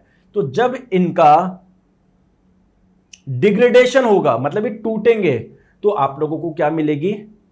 क्या मिलेगी? कुछ गैस मिलेगी। तो कुछ गैस बनती है जो आप लोगों को यहां से मिल जाएगी, इसी गैस को बोलते हैं बायोगैस। साथ में एक चीज ध्यान रखना दोस्तों, यहां से जो वेस्ट बना ना, वेस्ट जो बना, उसे आप लोग बोलेंगे मैन्योर। मैन्योर बोले तो मतलब उसका इस्तेमाल होगा एक फर्टिलाइजर के रूप में, एक उर्वरक के रूप में। ठीक है, मतलब यहां से जो वेस्ट बना ना वो भी बढ़िया है, क्योंकि उस वेस्ट को अगर आप लोग किसी मिट्टी में डालोगे ना, तो दोस्तों वहां पर जो प्लांट होंगे वो अच्छी तरीके से ग्रो करेंगे। वो खाद का कार्य कर रहा है। देखो कितना बढ़िया है यार ये हमारे लिए। अब सर ये जो गैस निकली बाहर, जिसको आप बायोगैस बोल रहे हो, तो उसमें कोई एक पर्टिकुलर गैस है क्या? नहीं दोस्तों, ये बहुत सारी गैस का मिक्सचर है। इसमें दो गैस सबसे अधिक मात्रा में पाई जाती है, एक तो मीथेन, सेकंड नंबर पे कार्बन डाइऑक्साइड। बाकी बहुत कम कम होती है, कोई एक मतलब वाटर वेपर होती है 0 से 10% तक वेरी कर सकती है, हाइड्रोजन सल्फाइड होती है, नाइट्रोजन गैस होती है, हाइड्रोजन होती है। आप तो दो गैस जो सबसे अधिक मात्रा में पाई जाती है उसका ध्यान रखना है, एक तो मीथेन और दूसरी कार्बन डाइऑक्साइड गैस। आगे बात समझ में? चले आ जाओ। ठीक है, नेक्स्ट हम लोग बात करते हैं विंड एनर्जी। क्या सर विंड में भी एनर्जी होती है क्या? दोस्तों अगर विंड फ्लो कर रही है तो जरूर उसमें एनर्जी है, बोलो है ना। तो होता क्या है दोस्तों, जब हम ऐसी ब्लेड लगा देंगे हम लोग, मतलब टरबाइन है। टरबाइन क्या है? बेसिकली जो घूमेगा और उसमें ब्लेड्स लगी होती है। तो हम लोग ऐसे टरबाइन लगा देते हैं, जब इसमें से विंड फ्लो होगी तो विंड की जो एनर्जी है उससे क्या होगा? टरबाइन घूमेगा और उससे क्या बनेगी? बिजली बनेगी। तो विंड एनर्जी जो होती है उसका यूज करा जाता है विंड टरबाइन के द्वारा। जब विंड टरबाइन से विंड फ्लो होगी, अपनी एनर्जी जो होगी ना उससे क्या कर देगी? उसको घुमा देगी, जिससे हमको क्या बन जाएगी? इलेक्ट्रिसिटी बन जाएगी। आगे बात समझ में? ठीक है, अब एक चीज ध्यान रखिएगा, इसे आप लोग विंड मिल के नाम से भी जानते हो। तो विंड मिल एक ऐसी मशीन को बोल देंगे हम लोग जो कि क्या करते हैं? विंड की एनर्जी को किस में कन्वर्ट कर देगी? इलेक्ट्रिकल एनर्जी में कन्वर्ट कर देगी। क्लियर है? आ जाओ। अब हमारे देश में तो ज्यादा इस्तेमाल नहीं होता, जैसे वहां पर होता, आप देखोगे राजस्थान में कभी जैसलमेर वगैरह वाला साइड देखोगे ना, आपको बहुत बड़े बड़े विंड मिल दिखेगी। जो ये घूमती है ना, उसको बोलते हैं विंड मिल। और अगर कहीं पर बहुत सारी विंड मिल है, जो कि होती है, एक विंड मिल से तो यार कितनी एनर्जी बनेगी? बहुत कम बनेगी। तो बहुत सारी विंड मिल लगाई जाती है, तो फिर उसे आप लोग बोलते हैं विंड फार्म। क्या बोलते हैं? Wind farm. अब दोस्तों बात करते हैं सर कौन सी कंट्री ऐसी है जहां पर विंड की एनर्जी से सबसे ज्यादा बिजली बनाई जाती है। तो देखिए दोस्तों, जो डेनमार्क है ना, उसे हम लोग कंट्री ऑफ विंड के नाम से जानते हैं। क्यों? क्योंकि वहां पर जितनी भी बिजली बनती है उसकी 25%, या मैं बोलूं उनकी जो भी इलेक्ट्रिसिटी की नीड होती है उसकी 25% जो बिजली बनाई जाती है वो किसके माध्यम से बनाई जाती है? विंड मिल्स के माध्यम से बनाई जाती है। क्लियर है क्या? अगर आप लोग टोटल आउटपुट की बात करें कि कौन सी कंट्री है जो कि इस विंड एनर्जी से सबसे ज्यादा बिजली बनाती है, तो वो है जर्मनी। ठीक है, बात करें इंडिया की तो इंडिया 5वें नंबर पे है। चलिए अब बात करते हैं कि सर विंड एनर्जी की कि हम लोग कितनी बना सकते हो। तो दोस्तों अगर हम लोग विंड टोटल जितनी भी विंड फ्लो कर रही है अगर सबका यूज कर लेना तो 45,000 मेगावाट इलेक्ट्रिसिटी क्या कर सकते हैं, हम लोग बना सकते हैं। लेकिन यार इतना सेटअप भी तो लगाना पड़ेगा। तो अगर आप लोगों से पूछा जाए कि इंडिया में जो विंड एनर्जी फार्म है, सबसे बड़ा विंड एनर्जी फार्म, जैसे इसको विंड एनर्जी फार्म बोलेंगे क्योंकि यहां पर बहुत सारी विंड मिल लगी है। तो अगर इंडिया में सबसे बड़ा विंड, आप लोगों से विंड एनर्जी फार्म पूछा जाए तो वो तमिलनाडु के कन्याकुमारी के पास में है, जहां पर 380 मेगावाट बिजली बनाई जाती है। दोस्तों एक चीज आप लोग और ध्यान रखिएगा, आप लोग सोचोगे कि सर बहुत आसान है, देखो इतनी सारी हवा है, लगा दो सर विंड मिल, बहुत सारे विंड मिल लगा दो, यानी एक विंड एनर्जी फार्म बना दो सर, वहां से जब ये विंड फ्लो होगी ना तो सर काम हो जाएगा, बिजली बन जाएगी। दोस्तों इतना इजी नहीं है यार, कुछ लिमिटेड, कुछ लिमिटेशन है। क्या विंड की स्पीड एटलीस्ट कितनी होनी चाहिए, 15 किलोमीटर पर आवर होनी चाहिए अगर आप लोग चाहते हो इससे हम लोग बिजली बनाएं। समझ में आ गया। साथ में दोस्तों आप लोग पूरी डिपेंडेंसी नहीं रख सकते, वहां पर आपको कुछ बैकअप भी रखना पड़ेगा कि मान लो विंड नहीं चल रही हो तो फिर आप लोगों को कोई और भी बैकअप रखना पड़ेगा कि यार मतलब बिजली के लिए केवल आप लोग इस पे डिपेंड नहीं रह सकते यार। आई बात समझ में, आ जाओ। चलिए दूसरी क्या है दोस्तों, दूसरी जगह बहुत घेरता है यार ये। मतलब मान लो अगर आपको बिजली बनानी है, विंड एनर्जी फार्म अगर आपको बनाना है, बहुत सारी विंड मिल लगानी पड़ेगी।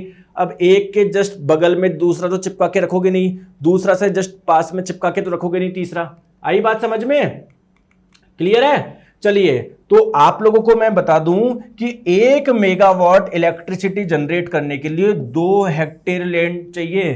2 हेक्टेयर का मतलब 20,000 स्क्वायर मीटर या 20,000 मीटर स्क्वायर, कितना बड़ा एरिया हो गया यार।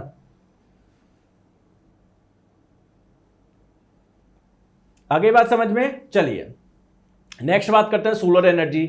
सोलर एनर्जी तो क्या ही बताऊं मैं, सन से जो एनर्जी मिलती है उसको सोलर एनर्जी बोलते हैं। ठीक है, अगर इंडिया भारत देश की बात करी जाए तो कितनी सोलर एनर्जी हमारे भारत देश पर आती है, प्रति साल 5,000 ट्रिलियन यूनिट इतनी एनर्जी आती है। मतलब जितनी भी सोलर एनर्जी आती है वो किसके इक्विवेलेंट है, 5,000 ट्रिलियन यूनिट यार। लेकिन क्या हम लोग सबका यूज कर सकते हैं क्या, भाई सोलर प्लांट लगाने पड़ेंगे तभी तो आप लोगों की कन्वर्ट होगी, हर जगह लगाना पड़ेगा, हर छत पे लगाना पड़ेगा तब जाके इतनी बनेगी। ठीक है, तो एक्चुअली में होता क्या है, देखो आपने सुना होगा सोलर पावर प्लांट लगवा लिया हमने, या सोलर प्लांट लगा लिया अब हमारे घर में बिजली बन जाती, तो ऐसे देखा होगा उनके छत पे ऐसा लगा होता है। देखो एक्चुअली में दोस्तों ये जो लगी होती है ना, ये बहुत, इनको बोलते हैं एरे, ये बहुत सारे एरे लगे होते हैं। जो एक एरे होता है ना वो किससे मिलके बनता है, बहुत सारे पैनल से मिलके बनता है। अब दोस्तों एक पैनल जो होता है ना उसमें बहुत ही छोटे छोटे आपने देखे होंगे, ये उन्हें आप लोग बोलते हैं मॉड्यूल। और दोस्तों ये जो एक आप लोगों का मॉड्यूल है ना, एक जो मॉड्यूल है वो बहुत छोटे छोटे सेल से मिलके बना होता है। तो अब अगर हम लोग बात करें दोस्तों, जैसे एक सेल लो आप लोग, इसका, इसे आप लोग सोलर सेल के नाम से भी जानते हो। ठीक है, तो 0.5 से 1 वोल्ट क्या करता है, ये डेवलप करता है। मतलब इतना, मतलब बैटरी क्या करती है, वोल्टेज तो देती है, तो और बैटरी में क्या, बैटरी में एनर्जी होती है ना, तो इसमें इतनी एनर्जी कि 0.5 से 1 वोल्ट क्या कर सकती है, इतना वोल्टेज डेवलप कर सकती है। ठीक है, और करंट बिजली कितनी कर सकता है, 0.7 वॉट का। तो बड़ी संख्या में से लगा लगा के पूरा क्या बनाया जाता है, सोलर पैनल बनाया जाता है। आगे बात समझ में, ठीक है। अब दोस्तों एक दिक्कत है, जो सोलर सेल है ना, सोलर सेल बनाने के लिए, अच्छा घर पे कोई सोलर पावर प्लांट लगवाएगा, बहुत खर्चा आता है यार, 5-6 लाख रुपए का आता है यार, इतना आसान नहीं है। क्यों, क्योंकि सर ये जो सोलर सेल बनाए जाते हैं ना वो किसके बनाए जाते हैं, अब लकड़ी के तो बना नहीं सकते, तो ये बनाए जाते हैं दोस्तों सिलिकॉन के।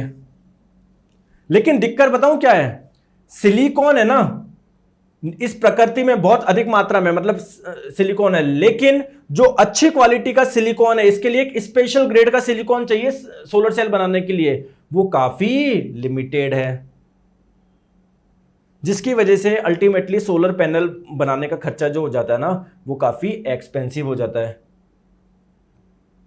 अब एक चीज और मैं बता दूं कि जो सोलर सेल होते हैं ना, मान लो एक सेल है, ये दूसरा सेल है, ये तीसरा सेल है, इनको आपस में कनेक्ट करने के लिए किसका इस्तेमाल किया जाता है? सिल्वर का इस्तेमाल किया जाता है। इससे भी क्या होता है, कॉस्ट काफी बढ़ जाती है, तो सोलर पैनल हमारे महंगा पड़ता है। आगे बात समझ में चलिए। नेक्स्ट बात करते हैं कि सर समुद्र से एनर्जी मिलती है कि हमको? दोस्तों समुद्र में अलग अलग प्रकार की एनर्जी होती है, अभी बताता हूं, ठीक है, आ जाओ। तो देखो, जैसे एक एनर्जी है टाइडल एनर्जी। आपको लगता है कि समुद्र से एक ही एनर्जी मिलती है जैसे टाइडल एनर्जी बोलते हैं? नहीं, समुद्र से में बहुत एनर्जी होती है अलग अलग टाइप की। सबसे पहले बात करते हैं टाइडल एनर्जी।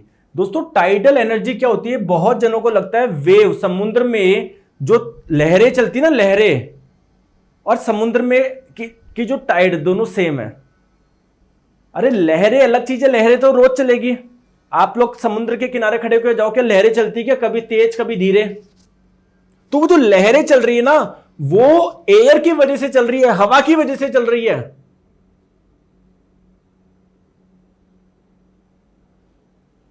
नहीं आई बात समझ में?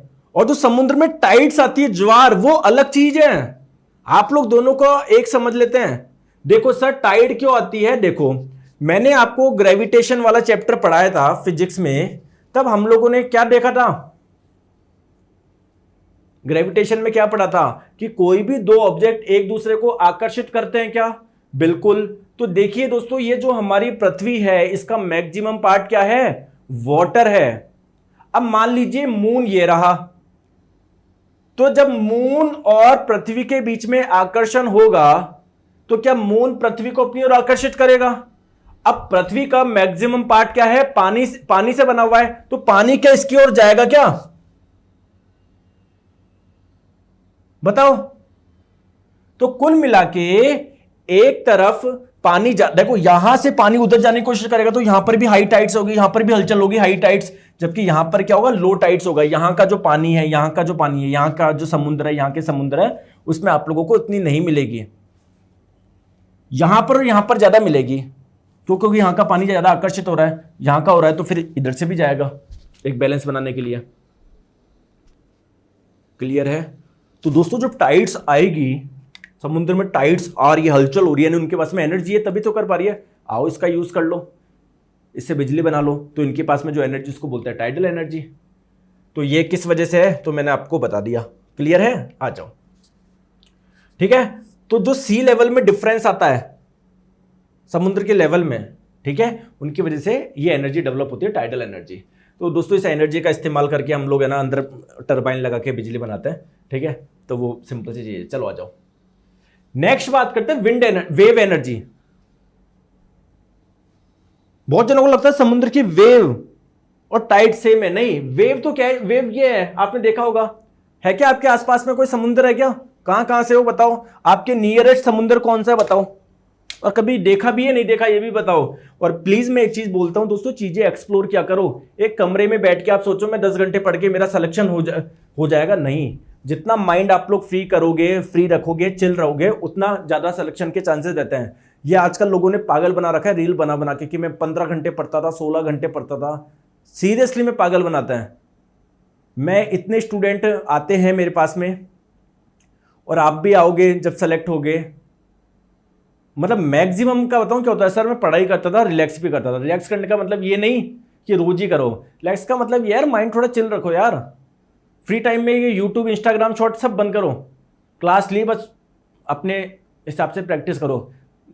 स्क्रीन टाइम कम से कम रखो, कम से कम, क्योंकि स्क्रीन टाइम कम करने का मतलब है आप इंस्टाग्राम कम चला रहे हो, फेसबुक कम चला रहे हो, फालतू की चीज़ों से अटके हुए नहीं हो आप लोग, हैं। चलिए, तो देखो वेव एनर्जी क्या है दोस्तों। जब हवा होती है ना, हवा चलती है तो अपने साथ में ये पानी को लेके आती है, तो ये वेव आपको बनती है, तरंग बनती है। तो इस वेव की जो एनर्जी होती है ना, इससे हम लोग बिजली बना लेंगे। एक पूरा सेटअप होता है, ऐसे सेटअप लगाया जाता है।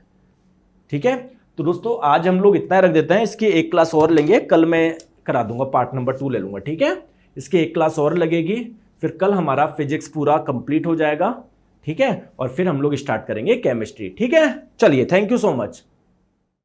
Hello friends, welcome to Science Magnet. दोस्तों कैसे हैं आप लोग सभी? आई होप सभी अच्छे हैं, शानदार हैं, जानदार हैं। दोस्तों आज हम लोग स्टार्ट कर रहे हैं सोर्सेज ऑफ एनर्जी का पार्ट नंबर 2। ये हमारी फिजिक्स की आखिरी क्लास है, समझ गए? तो हमारी आज फिजिक्स पूरी कंप्लीट हो जाएगी। चलिए तो स्टार्ट करते हैं हम लोग आज का सेशन। कल आपको पता है हम लोगों ने जो बात खत्म करी थी अपनी, कहां पर करी थी? मैंने आपको बताया था यार, इस सी में, ये जो समुंदर है इसमें बहुत सारी एनर्जी होती है। जैसे जब टाइड्स आती है वो एक अलग एनर्जी होती है, टाइडल एनर्जी। जो समुद्र की वेव होती है, लहरें होती है, उसकी जो एनर्जी होती है वो अलग होती है। वैसे ही दोस्तों एक एनर्जी और होती है जिसे हम लोग बोलते हैं ओशियन थर्मल एनर्जी। सर ये एनर्जी क्या है? देखिए, जैसे आप लोगों को पता है सन, सूर्य से जो आप लोगों की एनर्जी आती है, तो ऐसा थोड़ी केवल लैंड पे ही पड़ती है दोस्तों, समुद्र में भी तो पड़ती है। बताओ, तो समुद्र की ऊपर की जो लेयर होती है ना, उनका टेम्परेचर क्या होता है? काफी ज्यादा होता है। जैसे जैसे आप लोग गहराई में आओगे तो वहां पर क्या होता है? टेम्परेचर काफी कम होता है। यानी अगर टेम्परेचर का डिफरेंस है तो टेम्परेचर का डिफरेंस है मतलब हीट का ट्रांसफर होगा। तो यहां से यहां पर अगर टेम्परेचर का डिफरेंस है दोस्तों, इस टेम्परेचर के डिफरेंस के कारण जो हीट होती है, जो एनर्जी होती है, उसे हम लोग बोलते हैं ओशियन थर्मल एनर्जी। और इसी एनर्जी का इस्तेमाल करके भी हम लोग बिजली बनाते हैं। जो समुद्र है उसमें हम लोग पावर प्लांट एस्टेब्लिश करते हैं, जिसे बोलते हैं ocean thermal energy conversion power plant. आइए मैं आपको समझाता हूं मैं क्या बोलना चाह रहा हूं। तो मैं ये बोलना चाह रहा हूं कि दोस्तों जो सूर्य होता है ना, चाहे वो कोई समुद्र हो या कोई महासागर हो, ठीक है, तो उनके जो सरफेस का टेम्परेचर होता है काफी ज्यादा होता है, जबकि आप लोग गहराई पे जाओगे तो टेम्परेचर क्या मिलेगा आपको? काफी कम मिलेगा। तो इस तापमान के अंतर का हम लोग क्या करेंगे? यूज करेंगे बिजली बनाने में। ठीक है, तो इस तापमान के अंतर का हम लोग यूज करते हैं क्या करने में? बिजली बनाने में। ये जो बिजली जिस पावर प्लांट से बनाई जाती है उसे आप लोग बोलते हैं ocean thermal energy conversion power plant, short में OTEC। समझ में आ गई? अब क्वेश्चन ये है कि सर मतलब टेम्परेचर का डिफरेंस कितना होना चाहिए जिससे हम लोग बिजली बना सके? तो देखिए दोस्तों, ये प्लांट्स तभी फंक्शन कर पाएंगे, तभी कार्य कर पाएंगे जब सरफेस का वाटर और 2 किलोमीटर जब आप लोग गहराई में जाओगे तो वहां के टेम्परेचर का डिफरेंस 20 डिग्री सेल्सियस होना चाहिए मिनिमम। 20 डिग्री सेल्सियस से ज्यादा हो तो और भी बढ़िया।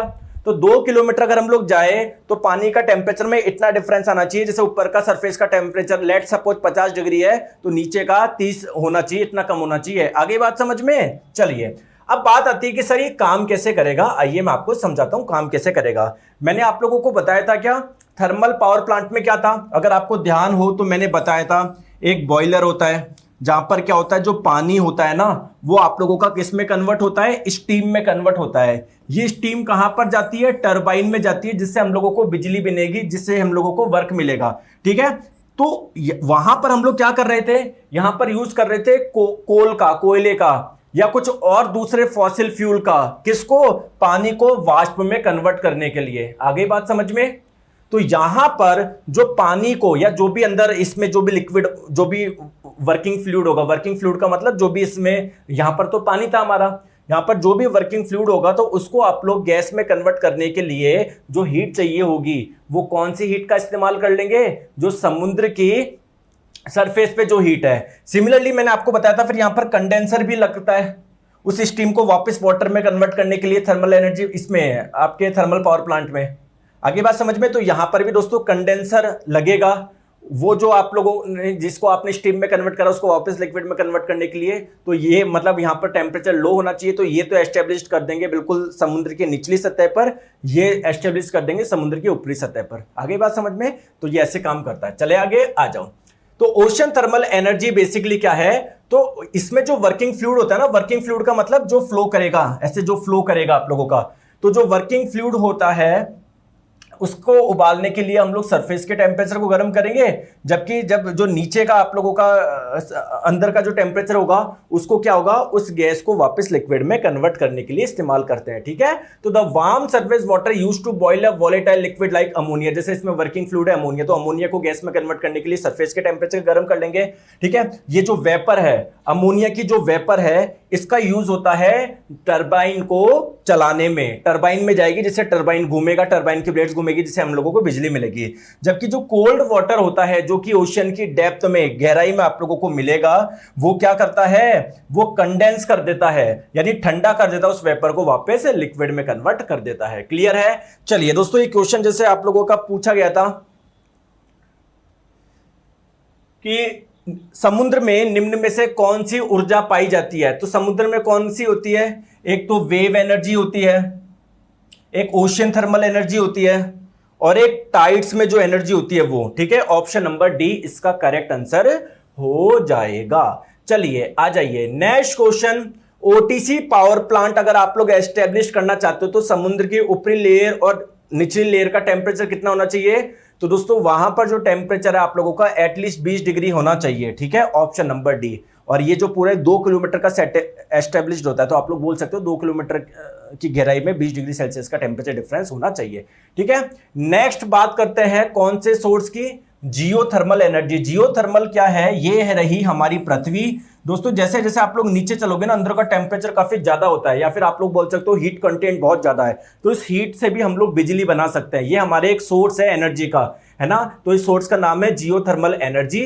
देखिए दोस्तों, जियोथर्मल एनर्जी जो है ना, ठीक है, अब ऐसा नहीं है कि यार हर जगह, जैसे पानी हर जगह नहीं मिलता ना, वैसे दोस्तों हर जगह आप लोगों को ऐसा नहीं है हीट, अंदर बहुत ज्यादा हीट मिलेगी, गर्मी मिलेगी, और इस हीट का इस्तेमाल करके बिजली बनाना भी काफी कॉस्टलियर होता है।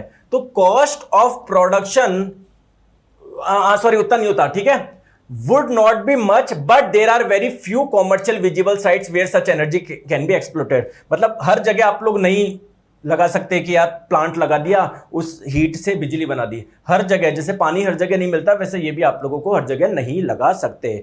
अगर हम लोग बात करें कि सर सबसे ज्यादा पावर प्लांट कहां पर लगते हैं जो कि इस एनर्जी से बिजली बनाते हैं, तो दोस्तों United states of America, USA, और दोस्तों न्यूजीलैंड में बहुत सारे पावर प्लांट हैं जो कि इस वाली एनर्जी से बनाते हैं बिजली।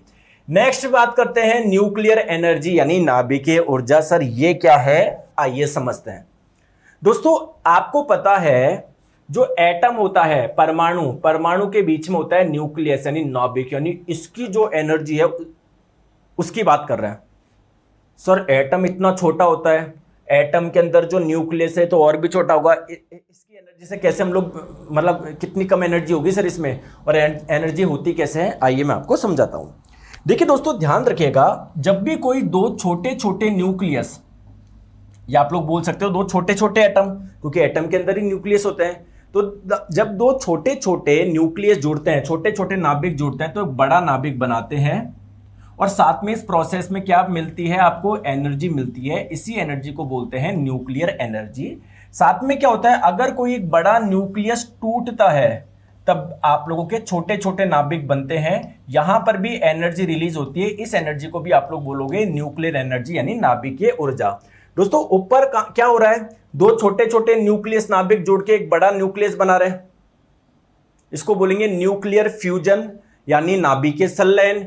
नीचे क्या हो रहा है, एक बड़ा नाभिक टूट के छोटे छोटे नाभिक बना रहा है और एनर्जी रिलीज कर रहा है। तो ये जो प्रोसेस है जहां पर एक बड़ा नाभिक टूट के छोटे नाभिक बना रहा है, उसको बोलेंगे न्यूक्लियर फिजन यानी नाभिकीय विखंडन। अब सर इन दोनों प्रोसेस में एनर्जी कैसे बनी, देखो दोस्तों ये दोनों ही प्रकार की जो रिएक्शंस होती है ना, उसमें क्या होता है, कुछ मास यानी द्रव्यमान क्या होता है का लॉस हो जाता है। देखिए लॉस वर्ड सही नहीं है, क्योंकि आपको पता है मास ना ही आप लोग, मतलब मास कंजर्व रहता है बेसिकली, ना ही लॉस होता है, ना ही इसकी फॉर्म चेंज हो सकती है। तो फिर सर मास आपका बोलने का मतलब क्या है, आइए मैं समझाता हूं। मेरे बोलने का मतलब है, जैसे मान लो अगर ये दोनों 100 ग्राम है, तो ये जो बन रहा है ना, ये 99 ग्राम ही बनता है। या मान लो अगर ये 200 ग्राम है, तो ये मान लो दोस्तों 195 ग्राम ही बन रहा है। बाकी का 5 ग्राम कहां गया, यहां पर भी दोस्तों कुछ द्रव्यमान कहां पर गया, तो अल्बर्ट आइंस्टीन साहब ने बताया कि एनर्जी और मास एक दूसरे से रिलेटेड होते हैं।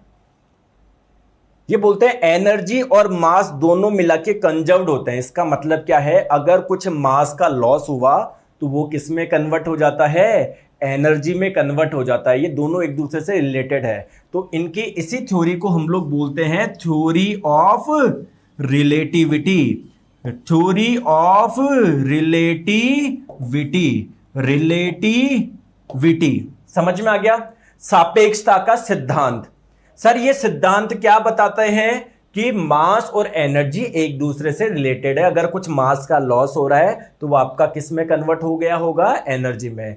तो किसी मास से कितनी एनर्जी बनेगी, इन्होंने एक इक्वेशन दी, E बराबर mc², जहां पर C क्या है, प्रकाश की चाल वायु में कितनी होती है, 3 गुना 10⁸ मीटर पर सेकंड होती है। तो जैसे मान लीजिए मैं बोलूं कि 1 किलोग्राम से कितना आप लोगों का बिजली बन जाएगी, मान लो 1 किलोग्राम आटे से या 1 किलोग्राम कुछ भी उससे, तो 1 किलोग्राम यहां पर वैल्यू डालोगे, ठीक है, मतलब न्यूक्लियर रिएक्शंस की बात हो रही है। जैसे मान लो यहां पर 1 ग्राम का लॉस हुआ, यहां पर कुछ लॉस हुआ, तो कितने मास के लॉस होने से कितनी एनर्जी बन जाएगी, बस आपको यहां पर वैल्यू रखनी है मास की, और यहां पर लाइट की स्पीड रखनी है, कितनी होती है इतनी। जैसे मान लो 1 किलोग्राम से कितनी बन जाएगी, तो 1 × 3 × 10⁸ इसका स्क्वायर कर लो तो कितना हो जाएगा, 9 × 10⁻16 जूल। टोटल इतनी एनर्जी बन जाएगी। आई बात समझ में, आई बात समझ में, क्लियर है, बिल्कुल। अब मैंने यहां पर 2 चीज बताई, एक तो क्या, अब देखो कई बार क्या होता है, एनर्जी को है ना इलेक्ट्रॉन वोल्ट में भी मेजर किया जाता है। इलेक्ट्रॉन वोल्ट भी क्या है, एक एनर्जी का मात्रक है। जैसे जूल एक मात्रक है, ठीक है, वैसे ही इलेक्ट्रॉन वोल्ट भी। तो 1 इलेक्ट्रॉन वोल्ट में दोस्तों ध्यान रखिएगा कितना होता है, 1.9 गुना 10 की 1.6 गुना 10⁻⁻19। इतनी कम एनर्जी को, इतनी कम एनर्जी को हम लोग 1 इलेक्ट्रॉन वोल्ट के नाम से जानते हैं, ठीक है। ये एक ऐसे ही आप लोगों को मैंने बता दिया, ठीक है, आई बात समझ में, ठीक है। अब मैंने 2 प्रोसेस बताया, एक तो न्यूक्लियर फिजन यानी नाभिकीय विखंडन, और एक मैंने बताया न्यूक्लियर फ्यूजन यानी नाभिकीय संलयन। सर नाभिकीय विखंडन क्या होता है, तो अगर कोई एक बड़ा नाभिक छोटे छोटे जैसे मान लो ये कोई बड़ा नाभिक, इस पे कुछ आया जिसकी वजह से अनस्टेबल हो गया और टूट गया, तो इसे आप लोग बोलेंगे, देखो 2 छोटे छोटे नाभिक बन रहे हैं, तो इसे बोलेंगे न्यूक्लियर फिजन यानी नाभिकीय विखंडन। सर नहीं आया समझ में, समझाइए, आइए समझाता हूं, टेंशन मत लो, ठीक है, आ जाओ। तो आप लोग केमिस्ट्री में आप लोग पढ़ोगे अलग अलग तत्व होते हैं, hydrogen, helium, lithium, beryllium, boron, carbon, nitrogen, oxygen, fluorine, सुना है आपने। वैसे दोस्तों यूरेनियम भी एक तत्व है। अब जितने भी तत्व हैं उनमें से कुछ मेटल होते हैं, कुछ नॉन मेटल, कुछ नॉन मेटल। ये यूरेनियम क्या है सर, एक मेटल है। देखिए इसका एटॉमिक नंबर होता है 92 और इसका मास नंबर यानी द्रव्यमान संख्या होती है 235। ऊपर जो संख्या है वो आपको किसके बारे में बताती है, प्रोटॉन प्लस न्यूट्रॉन की संख्या के बारे में बताती है। तो अगर कोई एटम है, यूरेनियम का एक एटम लोगे तो उसमें कितने प्रोटॉन प्लस न्यूट्रॉन होंगे, 235 होंगे। और आपको पता है कोई भी एटम हो उसका जो न्यूक्लियस होता है ना, नाभिक, वहां पर आपको क्या मिलेंगे, उसके जितने भी प्रोटॉन और न्यूट्रॉन होता है ना एटम के, वो कहां पर मिलते हैं, उसके न्यूक्लियस में मिलता है। यानी यूरेनियम के न्यूक्लियस में आपको क्या मिलेंगे, प्रोटॉन और न्यूट्रॉन। कितने होंगे टोटल, इन दोनों को मिला के इनकी कुल संख्या कितनी होगी, 235 होगी। अब क्या हुआ, जैसे मान लो ये यूरेनियम का एक नाभिक है, इसमें आपने क्या डाला, एक न्यूट्रॉन डाला। तो पहले प्रोटॉन प्लस न्यूट्रॉन की संख्या थी 235, अब प्रोटॉन प्लस न्यूट्रॉन की संख्या कितनी हो जाएगी, 236 हो जाएगी। इसमें एक न्यूट्रॉन और आ जाएगा, यानी न्यूक्लियस क्या थोड़ा सा बड़ा होगा, क्या थोड़ा सा बड़ा हो जाएगा क्या। देखो अब देखो इसकी द्रव्यमान संख्या 236 हो गई, मास नंबर। ये जो नीचे जो नंबर होता है ना 92, वो होता है एटॉमिक नंबर, वो आपको एटम में प्रोटॉन की संख्या बताता है। तो प्रोटॉन तो पहले जितने थे अभी भी उतना ही, इसलिए एटॉमिक नंबर पे कोई चेंज नहीं हुआ। अब दोस्तों ये जो आपका होता है ना काफी अनस्टेबल होता है, तो ये 2 पार्ट में आप लोगों का क्या हो जाता है, टूट जाता है, ठीक है। और चाहे न्यूक्लियर फिजन हो चाहे न्यूक्लियर फ्यूजन हो, दोनों में एनर्जी बनती है, तो यहां पर भी एनर्जी बनेगी। साथ में दोस्तों यहां पर एक विशेष चीज और होती है, क्या कि सर एक न्यूक्लियस, एक नाभिक जब टूटता है आप लोगों के 2 नाभिक में, एनर्जी तो रिलीज कर रहा है, साथ में 3 न्यूट्रॉन और निकालता है, न्यूट्रॉन 3 न्यूट्रॉन और निकालता है। इसके बारे में बात करेंगे, टेंशन मत लो। तो अगर आप लोगों से पूछा जाए कि यूरेनियम का न्यूक्लियस नाभिक जब टूटता है तो जो दो नाभिक बने, न्यूक्लियस बने, वो किसके होते हैं? एक होता है आपका क्रिप्टॉन का, केमिस्ट्री में आप लोग पढ़ोगे क्या होता है क्रिप्टॉन, और एक होता है बेरियम का। क्लियर? बस ये ध्यान रखिए। अब होता क्या है यहां पर, सारी प्रक्रिया मैं आपको बताता हूं। देखो, यूरेनियम का एक नाभिक था, इसमें मैंने एक न्यूट्रॉन डाला जिसकी वजह से टूटा, एक बेरियम का नाभिक मिला और एक क्रिप्टॉन का नाभिक मिला, एनर्जी मिल गई, साथ में 3 न्यूट्रॉन आप लोगों के और मिल गए आप लोगों के। ठीक है, अब इसको ऐसे समझिए, देखो ऐसे समझो, देखो यहां पर बता दूं, रुको, हाँ यहां पर बता दूं, देखो अपना सारा ध्यान इस जगह रखो दोस्तों। जैसे मान लो ये आपके पास में यूरेनियम की एक रॉड थी, देखो यूरेनियम से हमको एनर्जी मिल रही है, यानी ये एक प्रकार का फ्यूल है, इसको बोलेंगे न्यूक्लियर फ्यूल। ठीक है, तो यूरेनियम का जो रॉड है वो बहुत छोटे छोटे यूरेनियम के एटम से मिलकर बनी होगी, पूरी की पूरी रॉड। एटम के अंदर होता है न्यूक्लियस, नाभिक, यानी बहुत बोल सकते हो बहुत सारे नाभिक है इसमें। ठीक है, अब क्या हुआ, आपने एक न्यूट्रॉन भेजा। आप जब न्यूट्रॉन भेजोगे एक न्यूक्लियस में तो क्या होगा, ये टूटेगा, इसका विखंडन होगा, इससे आपको एनर्जी मिल जाएगी, साथ में क्या मिल जाएंगे, 3 नए न्यूट्रॉन मिल जाएंगे। क्लियर है क्या? एक न्यूट्रॉन आप लोगों का इधर जा रहा है, एक इधर जा रहा है, एक इधर जा रहा है, ये टूटेगा, ये टूटेगा, ये टूटेगा, एनर्जी मिलेगी, साथ में 3 न्यूट्रॉन और बने, 3 और बने, 3 बने, तो कोई इस पे अटैक करेगा, मतलब बहुत ज्यादा एनर्जी रिलीज होगी। तो 2 प्रकार का आप लोगों का यहां पर रिएक्शन होती है, एक तो कंट्रोल्ड और एक अनकंट्रोल्ड। अनकंट्रोल्ड का मतलब क्या है, यहां पर देखो ना यार, एक एक मतलब एक को तोड़ने पर 3 न्यूट्रॉन निकले, फिर एक किस पर अटैक करेगा, एक किस पे, काफी अनकंट्रोल है ये। तो अनकंट्रोल रिएक्शन में बहुत ज्यादा हीट रिलीज होती है, बहुत ज्यादा एनर्जी रिलीज होती है। जो एटम बॉम्ब होता है ना, वो इसी सिद्धांत पे कार्य करता है। अगर आपसे पूछा जाए एटम बॉम्ब कौन से सिद्धांत पे कार्य करता है, न्यूक्लियर फिजन, नाभिकीय विखंडन, और कैसा, अनकंट्रोल। अब हमको अगर इसको बिजली बनानी है तो हम लोगों को कंट्रोल रखना पड़ेगा, और इतनी ज्यादा एनर्जी रिलीज हो जाएगी, सब मर जाएंगे हम लोग। ठीक है, तो क्या होता है, न्यूक्लियर पावर प्लांट में क्या होता है, जो न्यूक्लियर एनर्जी होती है इससे बिजली बनाई जाती है। कैसे बनाई जाती है वो मैं आपको समझा रहा हूं। जैसे मान लो यूरेनियम की एक रॉड है, इसमें बहुत सारे इसके क्या है, नाभिक है, ये मान लो। ठीक है, अब दोस्तों एक न्यूट्रॉन जाएगा, इसको तोड़ेगा, एनर्जी बनेगी। दोस्तों यस बोलिए, बात समझ में आ रही है नहीं आ रही है? यस बोलिए। तो तोड़ेगा, इससे एनर्जी मिलेगी, लेकिन साथ में 3 नए न्यूट्रॉन भी बनेंगे। बनेंगे ये नहीं बनेंगे?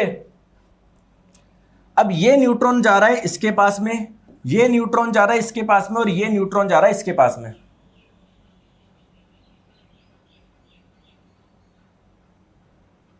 फिर अनकंट्रोल हो जाएगी, फिर इससे 3 निकलेंगे, अनकंट्रोल हो जाएगी ना। तो हम क्या करने वाले हैं, ध्यान से समझो, हम क्या करने वाले हैं, जब ये न्यूट्रॉन गया, इसको जब तोड़ा, एनर्जी मिल गई, ठीक है, साथ में क्या हुआ, 3 न्यूट्रॉन बन गए। तो हम लोग क्या करेंगे, इन 2 न्यूट्रॉन को एब्जॉर्ब कर लेंगे, अवशोषित कर लेंगे, कुछ ऐसा इसमें लगाएंगे सिस्टम जिससे ये 2 एब्जॉर्ब हो जाए, जिससे केवल एक ही न्यूट्रॉन बचे। फिर ये न्यूट्रॉन इस पे जाके अटैक करेगा, एनर्जी मिल जाएगी, लेकिन 3 न्यूट्रॉन और बनाएगा, अगेन उसमें से 2 एब्जॉर्ब कर लेंगे, एक ही छोड़ेंगे, जिससे ये चलता रहे प्रोसेस कंटिन्यू। तो यहां पर क्या होता है, हम लोग पावर प्लांट में एक यूज करते हैं कंट्रोल रॉड, एक पार्ट होता है कंट्रोल रॉड, नियंत्रक छड़। इसका काम क्या होता है, एक्स्ट्रा न्यूट्रॉन को एब्जॉर्ब करना। हमको एक ही चाहिए, बाकी ये 2 को क्या कर लेते हैं, ये एब्जॉर्ब कर लेते हैं। तो अगर कभी आप लोगों से एग्जाम में पूछा जाए कि कंट्रोल रॉड बनाई किसकी जाती है, तो आप लोग बोलोगे बोरोन या कैडमियम की। ठीक है दोस्तों, आप मुझे बताइए, न्यूट्रॉन अगर आप चाहते हो ना न्यूट्रॉन धीरे धीरे आए, जिससे इसमें प्रॉपर्ली घुस पाए, तेज आए तो एकदम से मान लो टच करके ही कहीं पर निकल गया, तो न्यूट्रॉन की स्पीड को धीरा करना चाहते हो ना स्टार्टिंग में, जिससे ये इसमें ढंग से घुस पाए। तो न्यूट्रॉन की स्पीड को धीरा करने के लिए जिसका इस्तेमाल करते हैं उसे आप लोग बोलते हैं मॉडरेटर। क्या बोलते हैं, मॉडरेटर, हिंदी में मंदक। तो अगर आप लोगों से पूछा जाए मंदक के रूप में किसका इस्तेमाल किया जाता है, दोस्तों हैवी वाटर, भारी जल। भारी जल किसे बोलते हैं, D2O को बोलते हैं। ठीक है, या आप लोग और किसका इस्तेमाल कर सकते हैं, कोई बता सकता है क्या? ग्रेफाइट, इसका भी इस्तेमाल किया जाता है, ग्रेफाइट। ठीक है, आई बात समझ में? चलिए अब सर एक चीज मुझे बताओ, न्यूक्लियर फ्यूजन में क्या होगा बताया? तो सर ये वहां पर छोटे छोटे न्यूक्लियस जोड़ के एक बड़ा न्यूक्लियस बनाएंगे। लेकिन दोस्तों यहां पर एक दिक्कत है, ये वाली जो रिएक्शन है ऐसे नॉर्मली नहीं हो सकती। न्यूक्लियर फ्यूजन मानते हैं एनर्जी मिल रही है, लेकिन इस वाले के लिए बहुत हाई टेम्परेचर चाहिए। जैसे सन के पास में जो एनर्जी बनती है, इतनी एनर्जी वो कैसे बनती है? न्यूक्लियर फ्यूजन से बनती है, नाभिकीय संलयन से बनती है। दो छोटे छोटे हाइड्रोजन के न्यूक्लियस जोड़ के एक बड़ा न्यूक्लियस बना लेते हैं हीलियम का, और एनर्जी रिलीज करते हैं। तो सन की एनर्जी का जो सोर्स है वो क्या है? वहां पर एक्चुअली में हो क्या रहा है? न्यूक्लियर फ्यूजन होता है, नाभिकीय संलयन। सिमिलरली अगर आप लोगों से कोई बोला जाए हाइड्रोजन बॉम्ब, ये किस सिद्धांत पे कार्य करता है? हाइड्रोजन बॉम्ब भी न्यूक्लियर फ्यूजन यानी नाभिकीय संलयन के सिद्धांत पे कार्य करता है। क्लियर है? आ जाओ। तो अगर आपसे पूछा जाए सर दोनों में डिफरेंस क्या है, फ्यूजन में यानी संलयन में और फिजन में, देखो दोस्तों यहां पर होता क्या है, देखो मतलब अलग अलग प्रकार की एनर्जी आपको पता है। जैसे मैं बोलूं केमिकल एनर्जी क्या होता है? केमिकल एनर्जी में क्या है? कोल को जलाओगे एनर्जी मिलेगी। ठीक है, कितनी एनर्जी मिलती है? 1 किलोग्राम कोल को जलाने से लगभग इतनी एनर्जी मिलेगी। अगर मैं इसका कंपेयर करें न्यूक्लियर फ्यूजन और फिजन से, देखो न्यूक्लियर फिजन नाभिकीय विखंडन, जहां पर एक बड़ा नाभिक छोटे छोटे नाभिक में टूट रहा है, तो वहां पर जो टेम्परेचर, जब एनर्जी रिलीज होती है तो वहां पर टेम्परेचर कितना डेवलप होता है? इतना 1000 केल्विन। ठीक है दोस्तों, यहां पर जो एनर्जी बनती है ना वो कितनी बनती है? 2.1 गुना 10⁻12 जूल पर किलोग्राम, यानी 1 किलोग्राम यूरेनियम से इतनी एनर्जी मिल जाएगी। यहां पर फ्यूजन में कितनी है? इससे भी ज्यादा एनर्जी बनती है, लेकिन यहां पर क्या है? बहुत हाई टेम्परेचर पे ये प्रक्रिया होती है, या फिर आप लोग बोलोगे जब प्रक्रिया होती है बहुत हाई टेम्परेचर रिलीज होता है। क्लियर? तो ये थोड़ा सा डिफरेंस है। ठीक है, तो ये अपना चैप्टर पूरा कंप्लीट हो गया, सोर्सेज ऑफ एनर्जी, ऊर्जा के स्रोत। दोस्तों मजा आया या नहीं आया? तो आपका दिल से बहुत बहुत आभार, धन्यवाद। आप लोगों ने पूरी बायोलॉजी भी पढ़ ली, पूरी फिजिक्स भी पढ़ ली धीरे धीरे। कुछ बच्चे तो वहीं पर रह गए, बस एक क्लास पढ़ते हैं, वो सोचते हैं कि यार मेरे पास तो रिकॉर्डेड है ही, सर ने फैसिलिटी दे रखा है, मैं बाद में पढ़ लूँगा। लेकिन कुछ ही बच्चे होते हैं जैसे डेली जैसे मैं पढ़ाता जा रहा हूँ वैसे वैसे मेरे साथ में पढ़ते जा रहे हैं, अपना कोर्स पूरा करते जा रहे हैं। तो दोस्तों ध्यान रखिएगा, मैं आपको बोल रहा हूँ, मैं आपको हमेशा एक चीज़ बोलता हूँ कि मेरे साथ चलते रहिए। मतलब ज़्यादा आप क्लास को पुरानी ना करें, क्योंकि फिर एक बार छोड़ोगे ना आपको लगेगा पढ़ लेंगे, फिर वो नहीं आता है मजा। अभी मेरे साथ में आपका सिलेबस होता जाएगा पूरा, साथ में आप लोग रिवीजन भी करिए। ठीक है दोस्तों, तो फिजिक्स भौतिक विज्ञान अपना पूरा हो गया। अब हम लोग स्टार्ट करेंगे केमिस्ट्री यानी रसायन विज्ञान मंडे से। ठीक है दोस्तों, thank you so much, bye bye. Test series आप लोगों की आ चुकी है, टेस्ट सीरीज आप लोग लगाइए। अगर किसी को डिटेल में जनरल साइंस पढ़नी है तो मेरा फाउंडेशन कोर्स ज्वाइन कर सकता है, कंप्लीट थ्योरी बैच है। हर चैप्टर के साथ में आप लोगों को previous year question, multiple choice question ये आप लोगों को मिलेंगे। आप लोगों को हैंड रिटन नोट्स भी साथ में मिल रहे हैं। प्ले स्टोर पे जाओ, साइंस मैग्नेट ऐप इंस्टॉल करो, इसके कोर्स वाले सेक्शन में जब जाओगे ना तो यहाँ पर आपका आ जाएंगे। ठीक है, चलिए, तो यहाँ पर जब आप लोग पेमेंट कर दोगे तो कोर्स चल जाएगा, कोई दिक्कत आप लोग को नहीं है। कोई दिक्कत हो नंबर पर संपर्क कर सकते हो। Thank you so much.